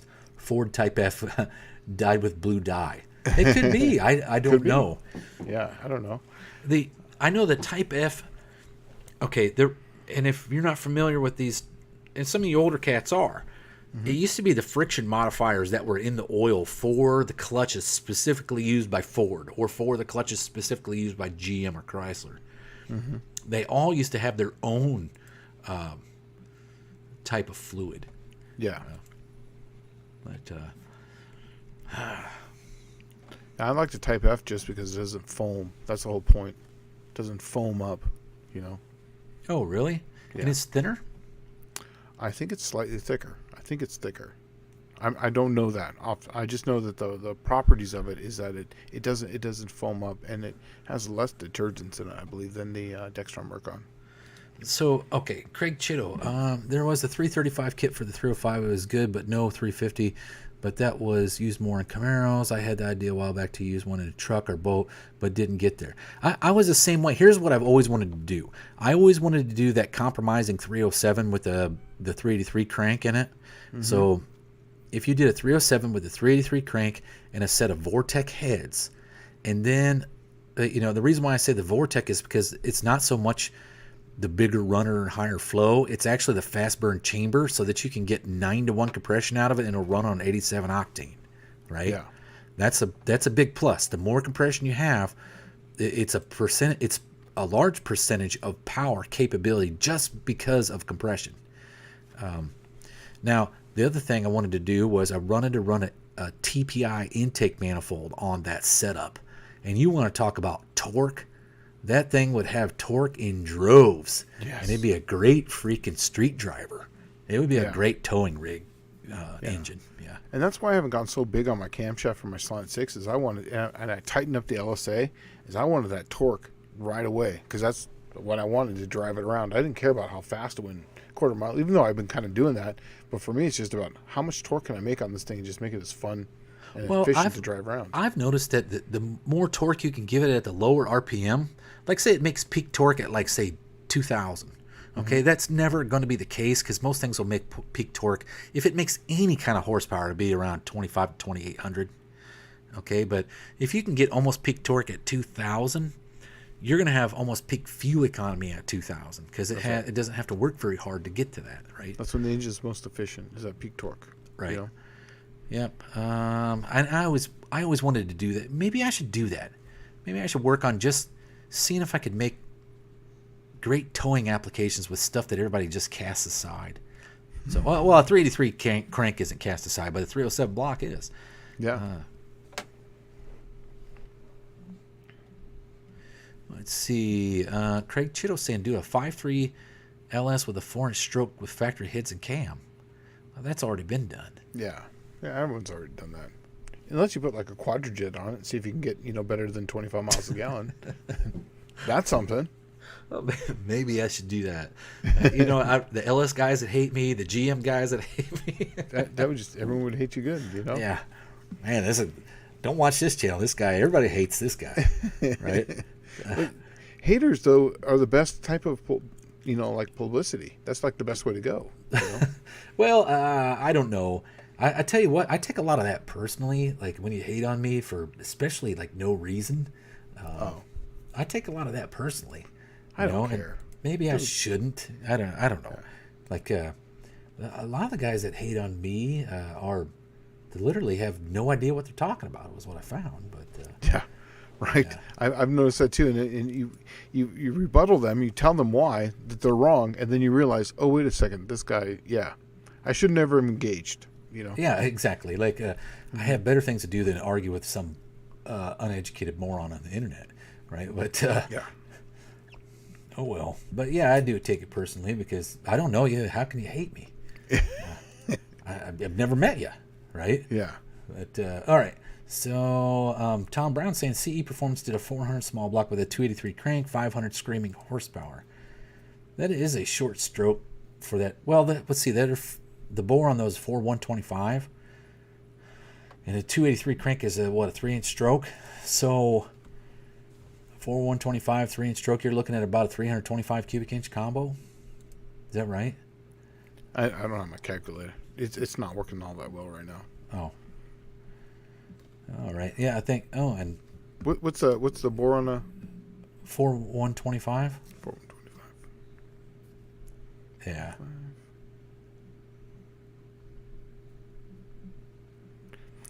Yeah, this thing's not working all that well. Give me 1 second. Divide by 2. There we go. Divide by 2. Square that. Boom. Times that by pi. Times that by 8. And what's the stroke? 3. That is 320.7. 320.7. Okay. Yeah. That was close. Do you want to know? I don't know if you might already know this. The quick rule of thumb when you're doing the 4-inch stroke crank. Do you know that one? If you do the 4-inch stroke crank, okay. Anything with a 4-inch stroke crank, all you do is take the bore. That's how big it is, right? Oh, really? Yeah. So you do a 4-inch bore, 4-inch stroke, 400, right? 4030 bore, 4-inch stroke crank, 403. Yeah, but it's close because a 4030 and a 4-inch is 408. Yeah, but it's just a quick rule of thumb just to figure out That's how good one. big it's. Yeah. So, yep. And I think it'll probably work. Actually, that does work. It's just a 4-inch bore or a 4-inch stroke.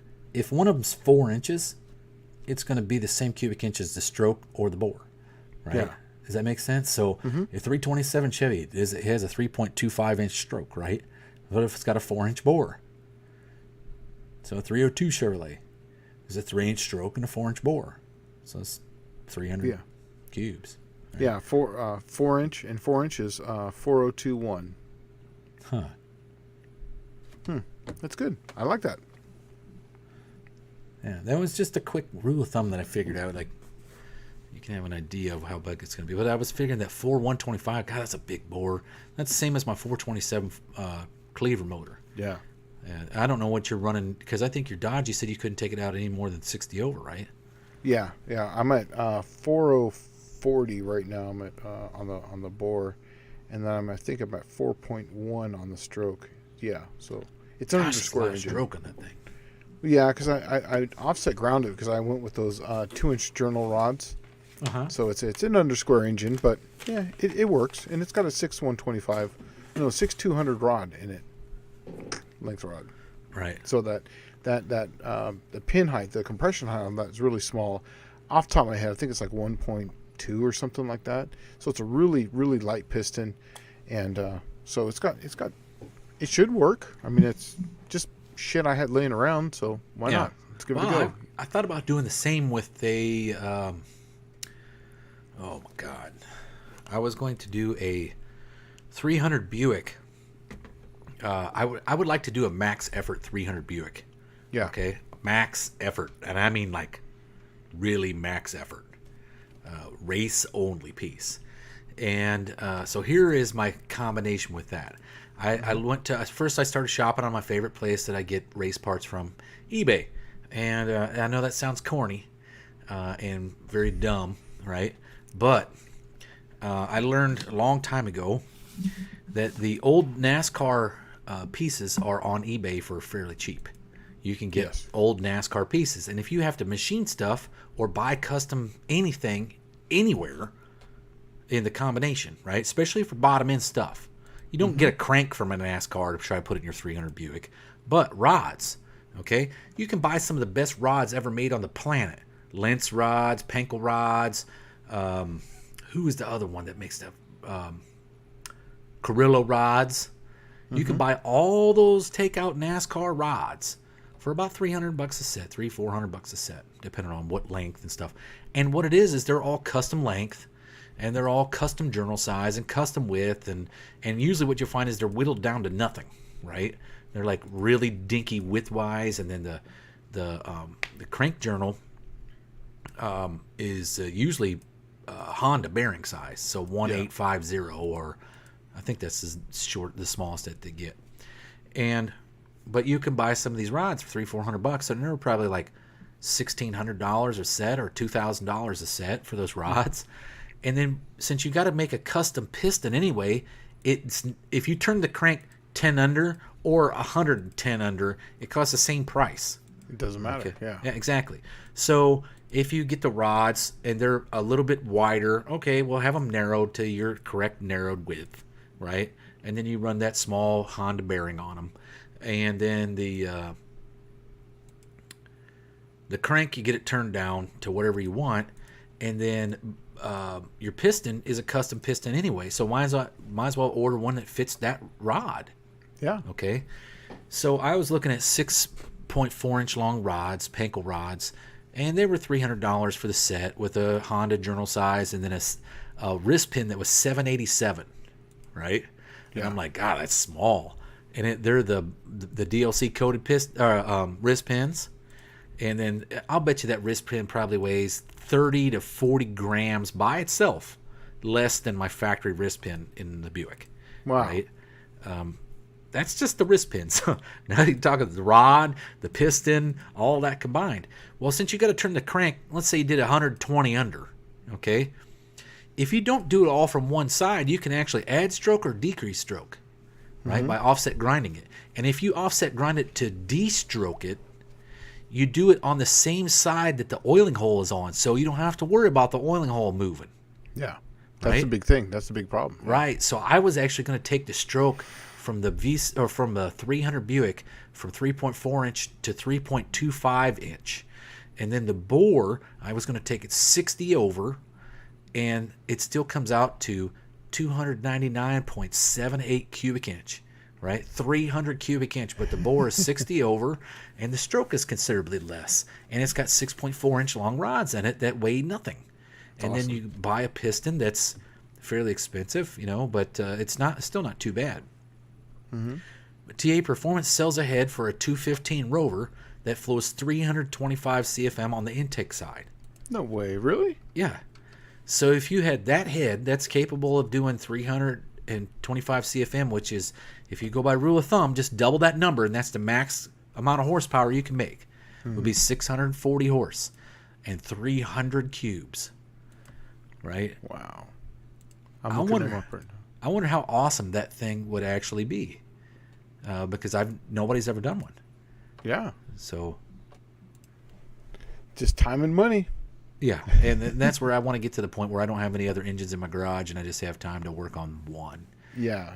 I've got too many. I had to take the Hemi off the stand for the 68, and now I've got like engines like stacked up like cordwood over there, ready to go, But see, James and James just showed up. They said offset grind that crank, if cut it down to size. Yeah, and that's the way to go. I think it's already got too much stroke. I think if you go over 3.4 inches, I think that's where the stroke it starts to go down. Like I can stroke it to 3.625, I think, which is the same stroke as a LS motor. I don't know if it's beneficial to do it. Oh,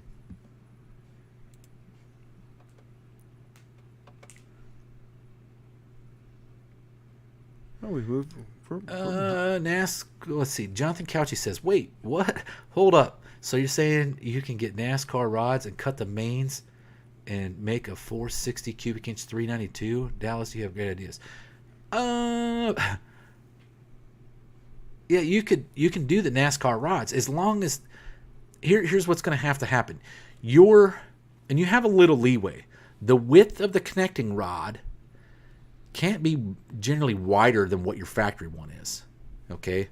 Mm-hmm. Usually that's about the limit. Now you can get away with like 10 thousandths either side and make it 20 thousandths wider overall because you're going to have two rods on there.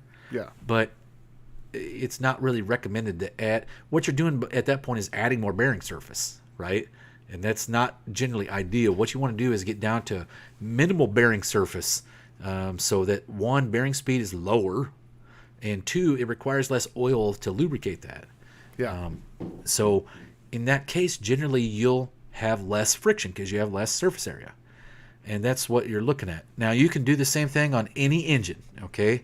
And that 6.4 inch long rods, if you're going to do, let's say you want to take that 392 cubic inch international motor you're talking about there, Jonathan Couchy, and make it 460 cubes, you can easily do that.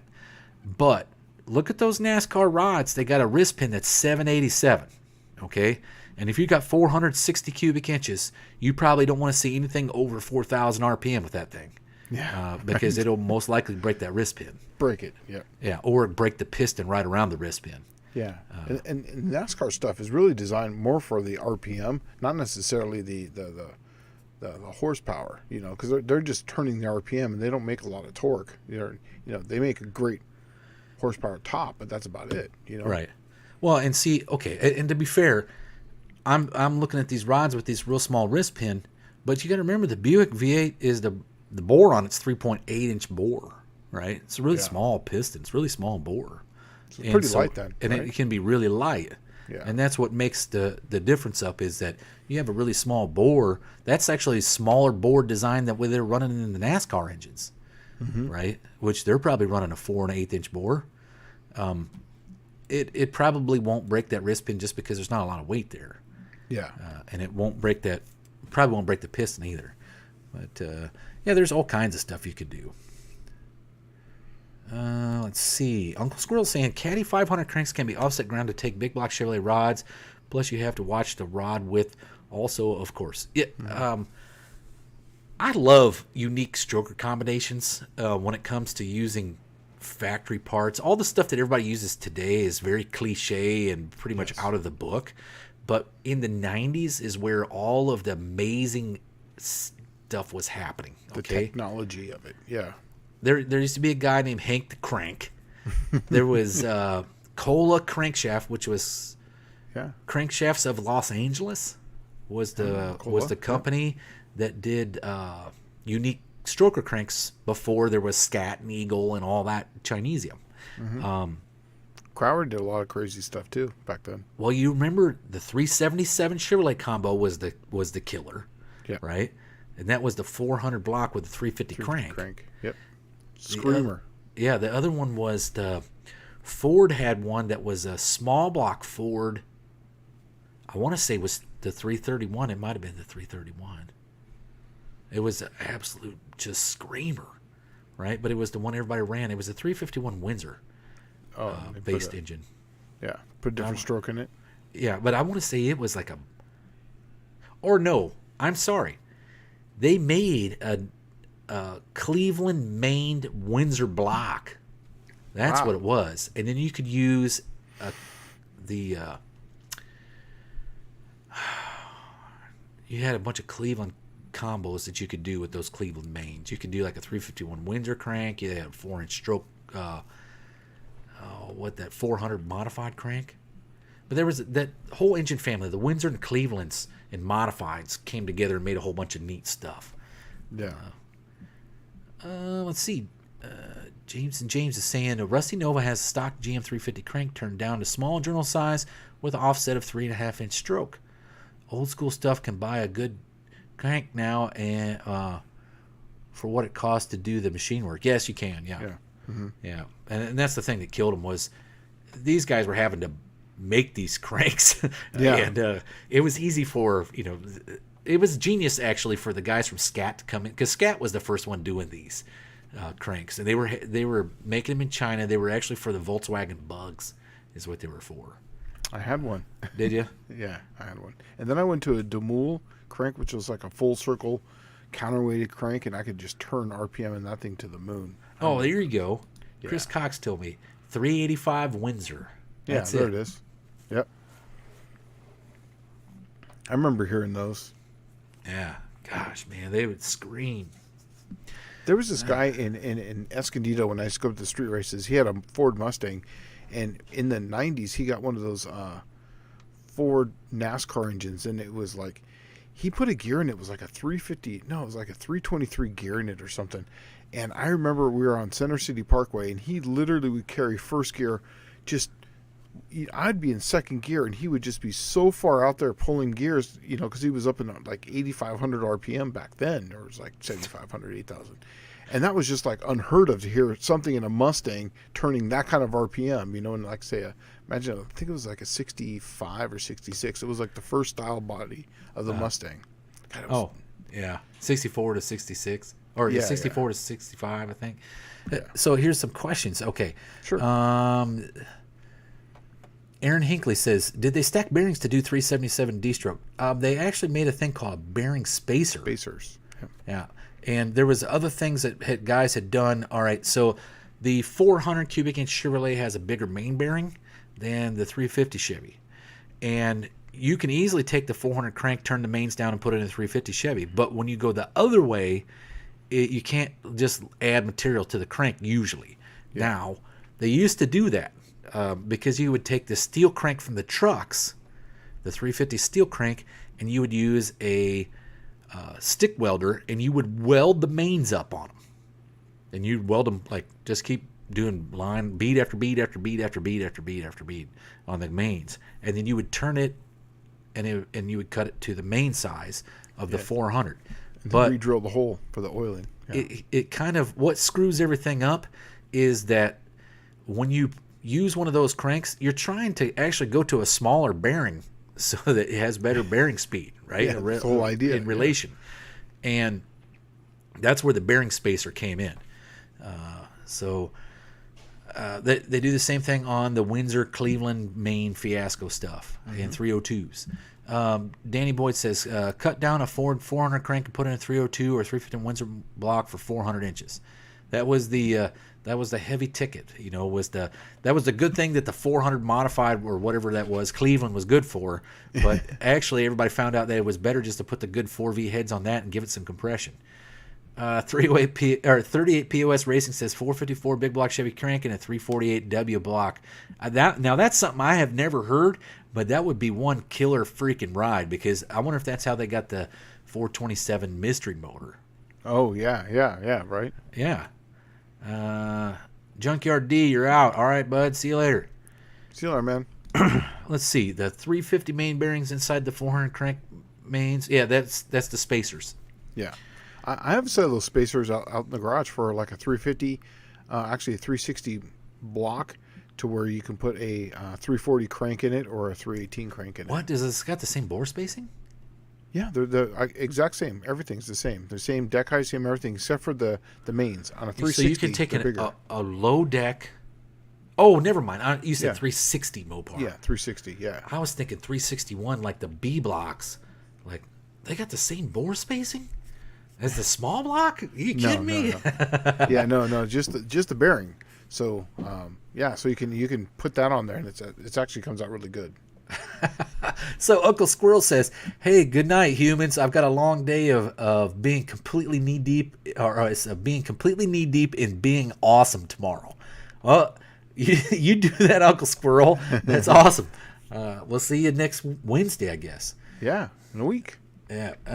Let's see. Fab Race Mod Repeat. Shane, I still get comments about do I run a Chevy because I turn my Fords hard. Oh. That's it. He winds his Ford engines up big time. Yeah. And so they ask him if it's a Chevrolet. Yeah. Well, the Fords actually are really good because they got a really short deck height. I mean, they got everything going for them, like a 302. That's really compact engine. That's where I probably should do more videos on the 300 Buick because there's a lot of things that people don't know, but. So I remember reading a whole bunch of crap about where guys were like, the LS is just a copy of the small block Ford. And it's technically a copy of the V6 Stage 2 Buick. And the V6 Buick is based off of, all the V8s and the V6s came out at the same time. Yeah. They were the same engine architecture and the same engineering at the same time. Okay, they all came out in 1961. And anyway... Ford took it back when they made the Godzilla. It's like just a bigger LS, and not is by it really? much. Yeah, it looks. Remember we were at PRI. We were checking out that one that was on the Oh yeah, Spintron? that was on the Spintron. Yeah. Yeah, that was a Godzilla, and I was like, check it out. And at first, everyone walked past it. It's an LS. I'm like, no, that's the Godzilla. But if you really look at it, you can see that. Oh yeah, that is. Well, so here's if you want to know something interesting, and I'm going to throw this out there for everybody. The Buick 300 came out in 1964 and is virtually a copy of the 225 V6 that was offered in the 61 to 63 special, but just V8 version. Okay? Mm-hmm. It has, and tell me if this sounds familiar, a 9.54 inch deck height. Okay? The rod in it is 5.960 inch long rod. All right? Mm-hmm. Does this sound familiar yet? Okay, no, not at all. All right, it's actually the exact same dimensions as a 351 Windsor. That didn't come out until 1969, right? Did it come out in 1969, or did it get done being copied in 1969? 69, right? Yeah. Yeah. It's actually supposedly just a larger 302.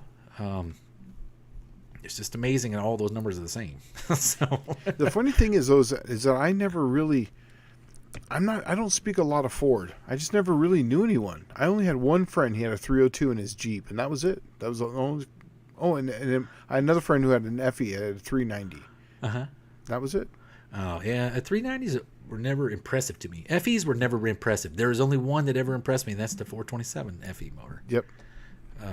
And you know what really impressed me about it is if you've ever been to the drag strip and you heard a 427 FE rev like a 302 Ford. Yes. That's what's impressive about them.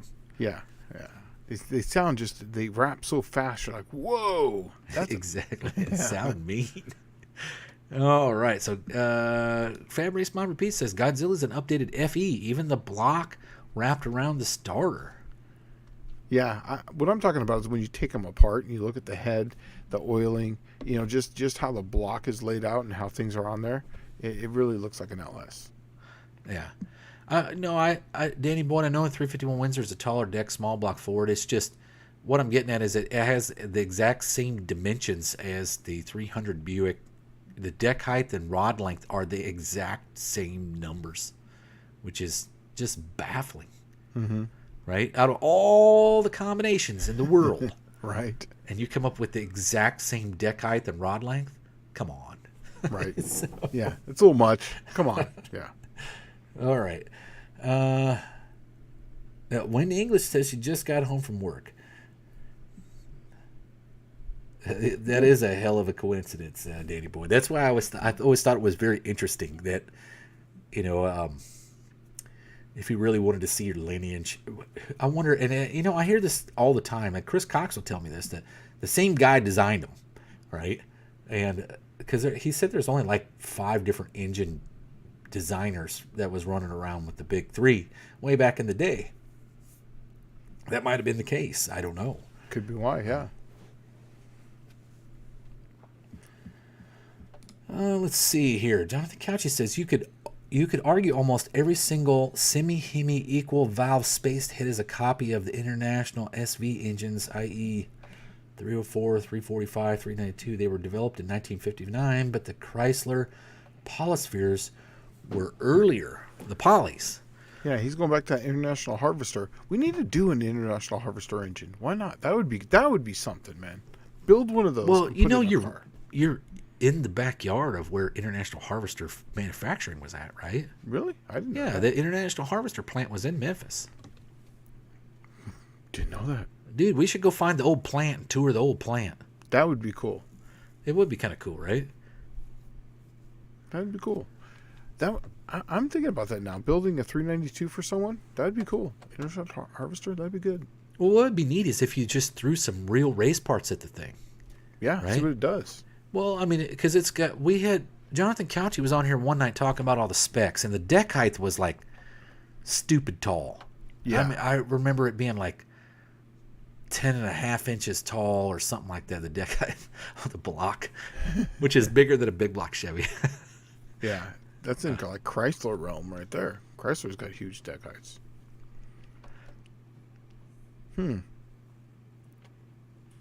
Yeah, I'm down for that. I'm gonna start looking up one of those things. You know, like see if I could just find one on. Look like, and see if Facebook. you can find where the plant was. Because what would be cool is if we could find a motor, and we take it back to like where the foundry was at or the plant was at, and then built it right there. It depends on where it's at, though. In Memphis.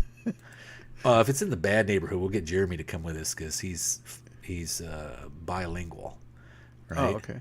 He talks hillbilly and regular Memphis ghetto. So, International Harvester Bar and Grill. Huh. let's see. Danny I'll Boyd look it saying up. he thinks International Harvester started in Ohio, Springfield, maybe. It could be. I just know that there was a plant where they made like the travel-alls and stuff was in Memphis. You didn't find anything there, Shane? No, it just says it says Memphis, but it doesn't say where it was at. Oh, let's see if I can just do some Googling here. I think it's, dude. It might have been on the north side of Memphis.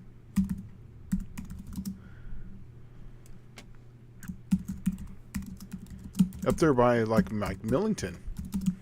Yeah, I think it is. I think it's actually up there by like Bartlett or what is that freaking Fraser area? Yeah. Okay, Memphis Works, International Harvester, Memphis, Tennessee, beginning in the late 1940s.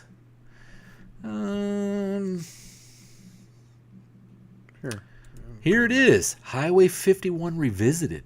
It is up that way. We can go up there to Jeremy's house and have some barbecue and go tour this plant. I bet you we can.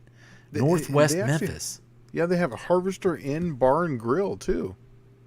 Really? Yeah, right there. That'd be cool. We should check that out. Yeah, it would be cool. All right. Well, yeah. Dude, I need to come over there. You need to get that cam done, dude, and I'll swing over there and we'll make a trip out of this whole thing. Yeah. Let's see here. Well, it's okay. Buffdale Campo was saying 392 looks heavy. I always thought the 392 International Harvester engine could be used in a checker cab.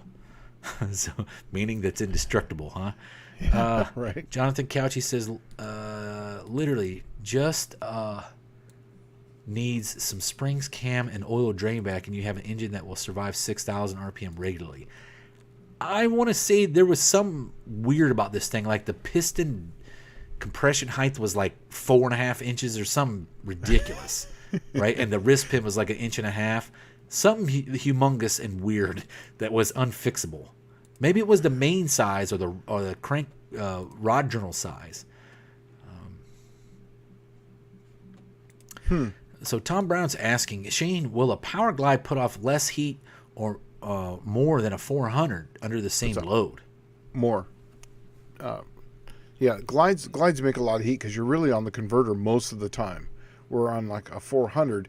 Once you get through first gear, obviously you're still kind of on the converter, but on a glide, and the converters are different also. A lot of glide, like say you have your 400, 727, and 904, whatever, you're going to be basically having your converter 500 above torque, right? Where this thing, you're going to be at near peak horsepower is where you're going to want a glide at, because you got to run that thing way out the back door. So they put out a lot of heat on the glides. Well, if you ever notice, the glides only came in light cars or small cubic inch applications. Yeah. Right, to where it couldn't put a ton of torque to that converter and just freaking burn the tranny up. I remember seeing them, like you could get it in an Impala, but it was generally like a 307 or a 283 or something like that in the Impala. Or Caprice. I think Caprice had small motors like that too. Doug Martin says Travel All are so cool, better than Scout. There, I said it, right? So he said it. He's the one. Yeah, Dust Devil Garage wants you to come help with his buddy William and his 440 powered Cushman Truckster. Oh, that'd be cool, man. Yeah. Oh man, look at that. Jonathan Couchy says there's a Travel All with a V8 with no title for sale for $1,000 near me. It's rusty, but it runs and drives. I'll pass. All right. So Danny Boyd's saying that International Harvester was started in Virginia. It could have been. I just remember they had a plant in Memphis. And what's cool is we could probably maybe set up a tour to go do that. I'm kind of down for that, man. I'm actually looking at the map. That actually looks like if it's not, fun. Yeah, if it's not bad, because see, there's certain places that you can tour. Like, okay, the Tucker plant up in Chicago, it was on lockdown by the federal government up until probably just a few years ago, and now it's open to just about anybody. But if you go up there, you take a good chance of getting murdered. Right? You go to Detroit where, like let's say the Fisher body plant was, and go tour the Fisher body plant, you'll get murdered up there too. And just buried there, and nobody will ever know that you were there. Memphis, just saying it sounds weird because an old manufacturing plant in Memphis would probably have the biggest chance of you getting murdered, right? But it just depends. If it's on if it's northwest Memphis, like up near Millington, it's probably not near as bad as if it was near, like, I don't know, Fraser or downtown Memphis or Democrat Road. If it's got any street that is a state, like Texas Street or whatever, yeah, you don't want to go there. You just don't go there. No, bad news. Bad news. Let's see. Okay, Tom Brown says, does the International Harvester use the same bell housing pattern as anything else? I think they actually used to use GM transmissions. Ooh, that's even better. I mean, if anything, you can put whatever you want. I'm pretty sure that's what they used to use. I don't know. I could be wrong. Maybe they were 727s, but I think that was AMC was using 727s and 904s. Well, also AMC did use some 400s for a while too. They did. You know what was funny is they had the Jeep. The Dauntless 350 that came in the 68 through 70 Jeep is a Buick 350. And it had a Turbo 400 behind it, but it had the Turbo 400 from the Nailhead Buick with an adapter plate from BOP to Nailhead Turbo 400. Now, that's kind of cool. It is weird, right? Like, because you could have got a Turbo 400 at the same time that had the regular BOP bell housing. That's what's so weird about it. Yeah. I'd like to get one just to see if I could take a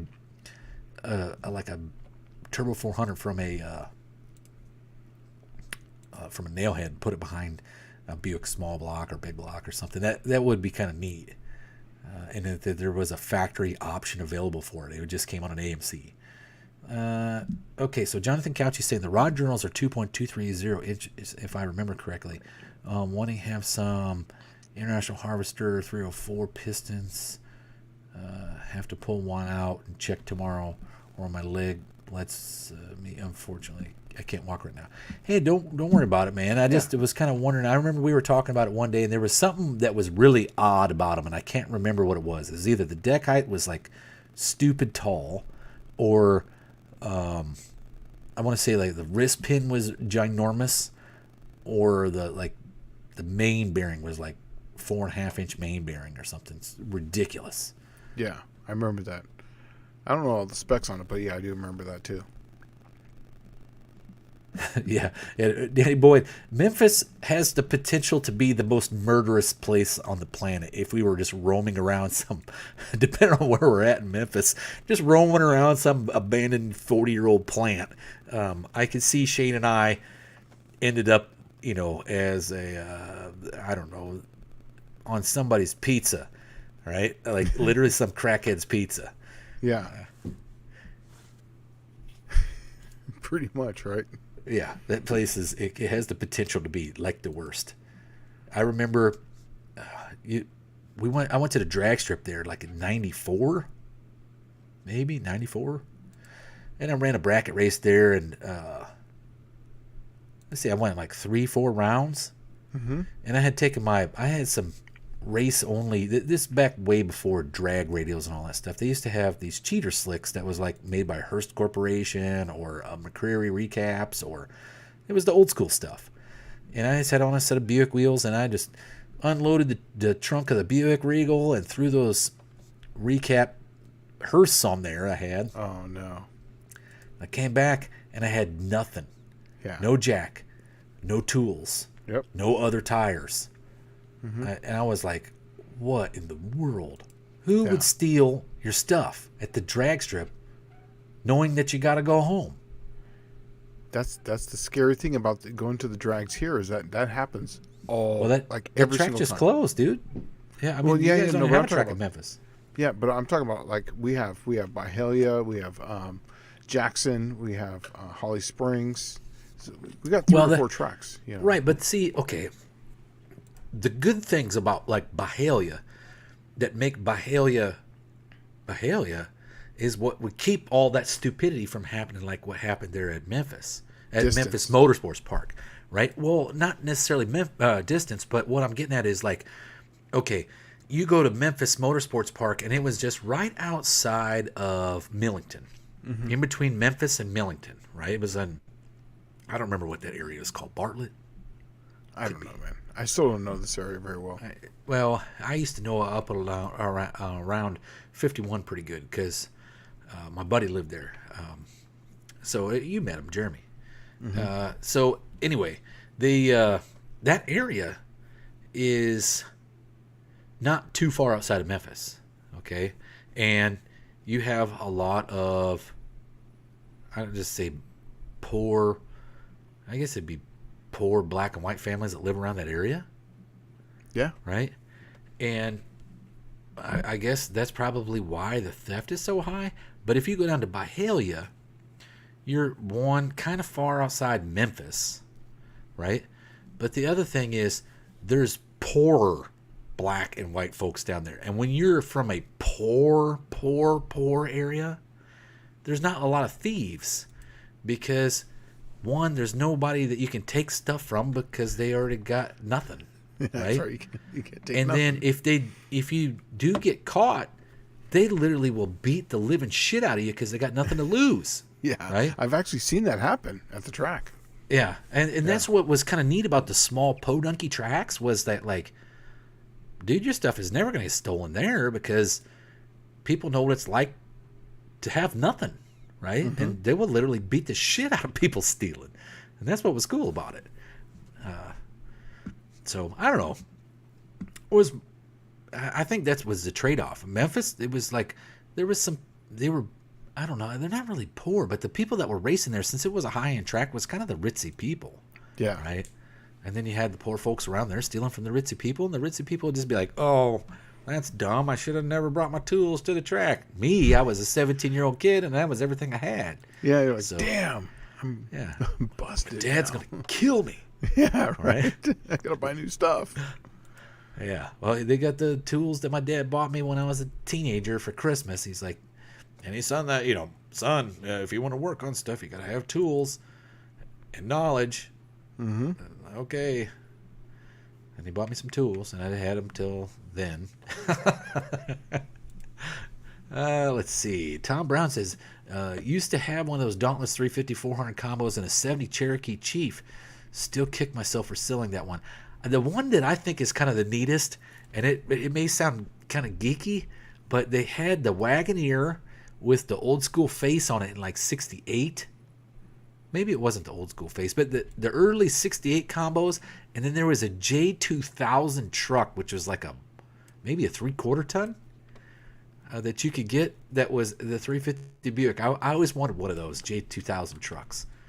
They did not look comfortable, and they looked like a normal Jeep where they would vaporize if you got dirt on them. But, Vaporize. Yeah.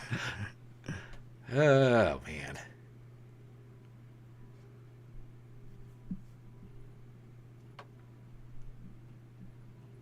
He's talking about population control. I like that one too. Yeah. Yeah, get rid of all the thieves. Man, I tell you what, the Navy just didn't put up with thieves, dude, because you live so close to everybody. I'm going to have to get a more comfortable chair to sit in. And are you getting glitchy over there? Nope. I'm good on my side. I'm kind of freezing up. I noticed it, and we are having a thunderstorm right now. Oh, Did you guys get one today? Yeah, it came through. It actually came through pretty good there about 2 to 3 o'clock. And right now it's still raining must be out. Getting it right now. But, yeah. It's still raining out right now, but it's going to rain pretty much all the rest of the day. Oh, really? That sucks. Rest of the night, but it's just most of the bad stuff already passed by. It just looks green. Well, actually, no, we got a little cell coming. So here's something interesting. So Dusk Devil Garage says, I could build my next Mopar engine at the site of the Chrysler St. Louis plant. It would be easy. I'm sitting here right now. So that's Dust Devil Brian. Here's something interesting for you, Dust Devil Brian, and all the people watching. There's only 59 people watching left here watching. So the first year the AHRA was officially 2018. I started in 2017. It was December. But 2018 would have been the first official season that I, essentially brought it back. And 2018 was also the year that Chrysler and NHRA had a big argument about doing the Hemi Challenge, right? Oh, yeah. At Indy. And what was interesting about that was that was the 50th anniversary of those Hemi cars. Right, the Challenger and the Dart and the Barracuda, the 1968 Dart Barracuda, the BO 29 and the BO 23. I think that's what they were, something like that. Anyway, the factory super stock cars, they were 50 years old, and I was like, what kind of a-holes would not do the 50th anniversary race? They would argue and fight about the 50th anniversary race. And not the 49th or the 51st, right? Right. Who cuts it off and doesn't do the 50th anniversary? So I'm like, you know what? This has got to happen. So what I did was I put a proposal together for Chrysler, for Mopar, and I was going to do one at Jeffers Motorsports Park called the Hemi Homecoming, the 50th anniversary Hemi Homecoming. And what we were going to do is have your Fenton, Missouri cars, because they were all built in Fenton. Right? Mm-hmm. At the Fenton plant, St. Louis, and just have just some cars on display that were, your cars from Fenton, but you also had your super stock Hemi cars that were going to come there and run a 50th anniversary race just because they had to have one. It was the smartest thing. I mean, why the 50th is? Would you not do the golden anniversary? It's the dumbest thing. It only comes along once. Once? So, Ever? Yeah. Yeah. I submitted that thing to the guys at Mopar, and the next day, that Hemi Challenge was back on. Oh. Right? So now, I look at it. Did I fail? No, I did not fail. Okay, and I haven't failed. Yeah. What I was the catalyst for change. Right? That is not failing, my friends, because the race that should have happened, it happened. Mm-hmm. And Now they can fuck it all up, it doesn't really matter. But 50th anniversary is like the dumbest thing in the world to screw all that one up. Let's see.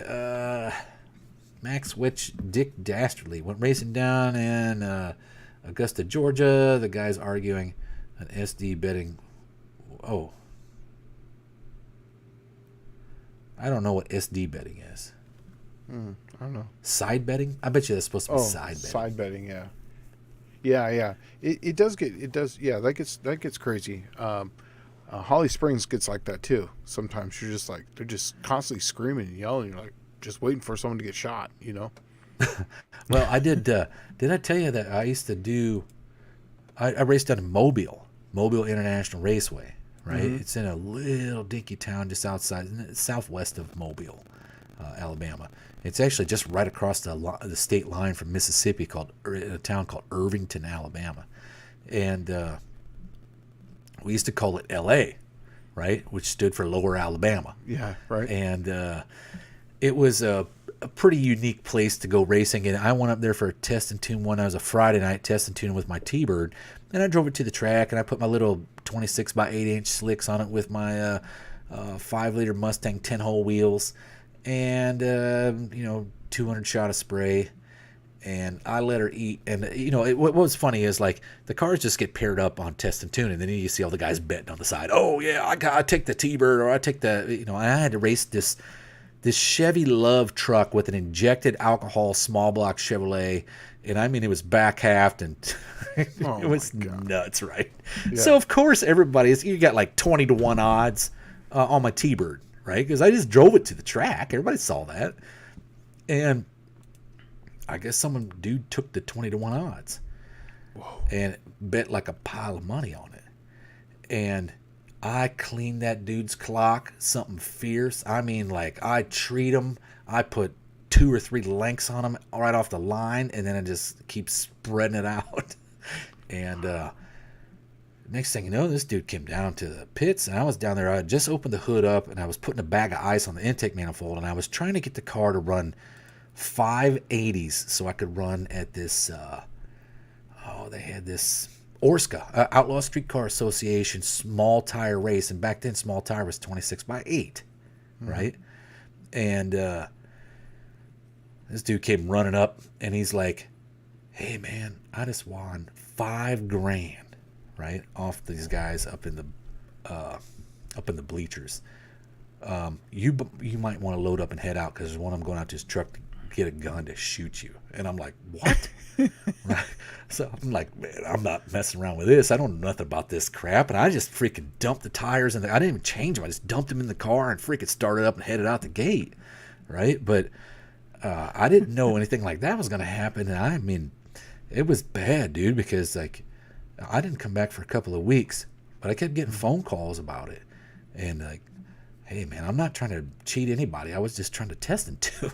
Yeah, I was just going through and make a pass. That's it. Right. Yeah, but I didn't want to get shot down there either, right? Just a Yankee disappeared down here in Lower Alabama. No problem. Let's see. Oh, dude, we're way over 2 hours. Yeah, we're over. Huh. I went by fast again. Holy cow.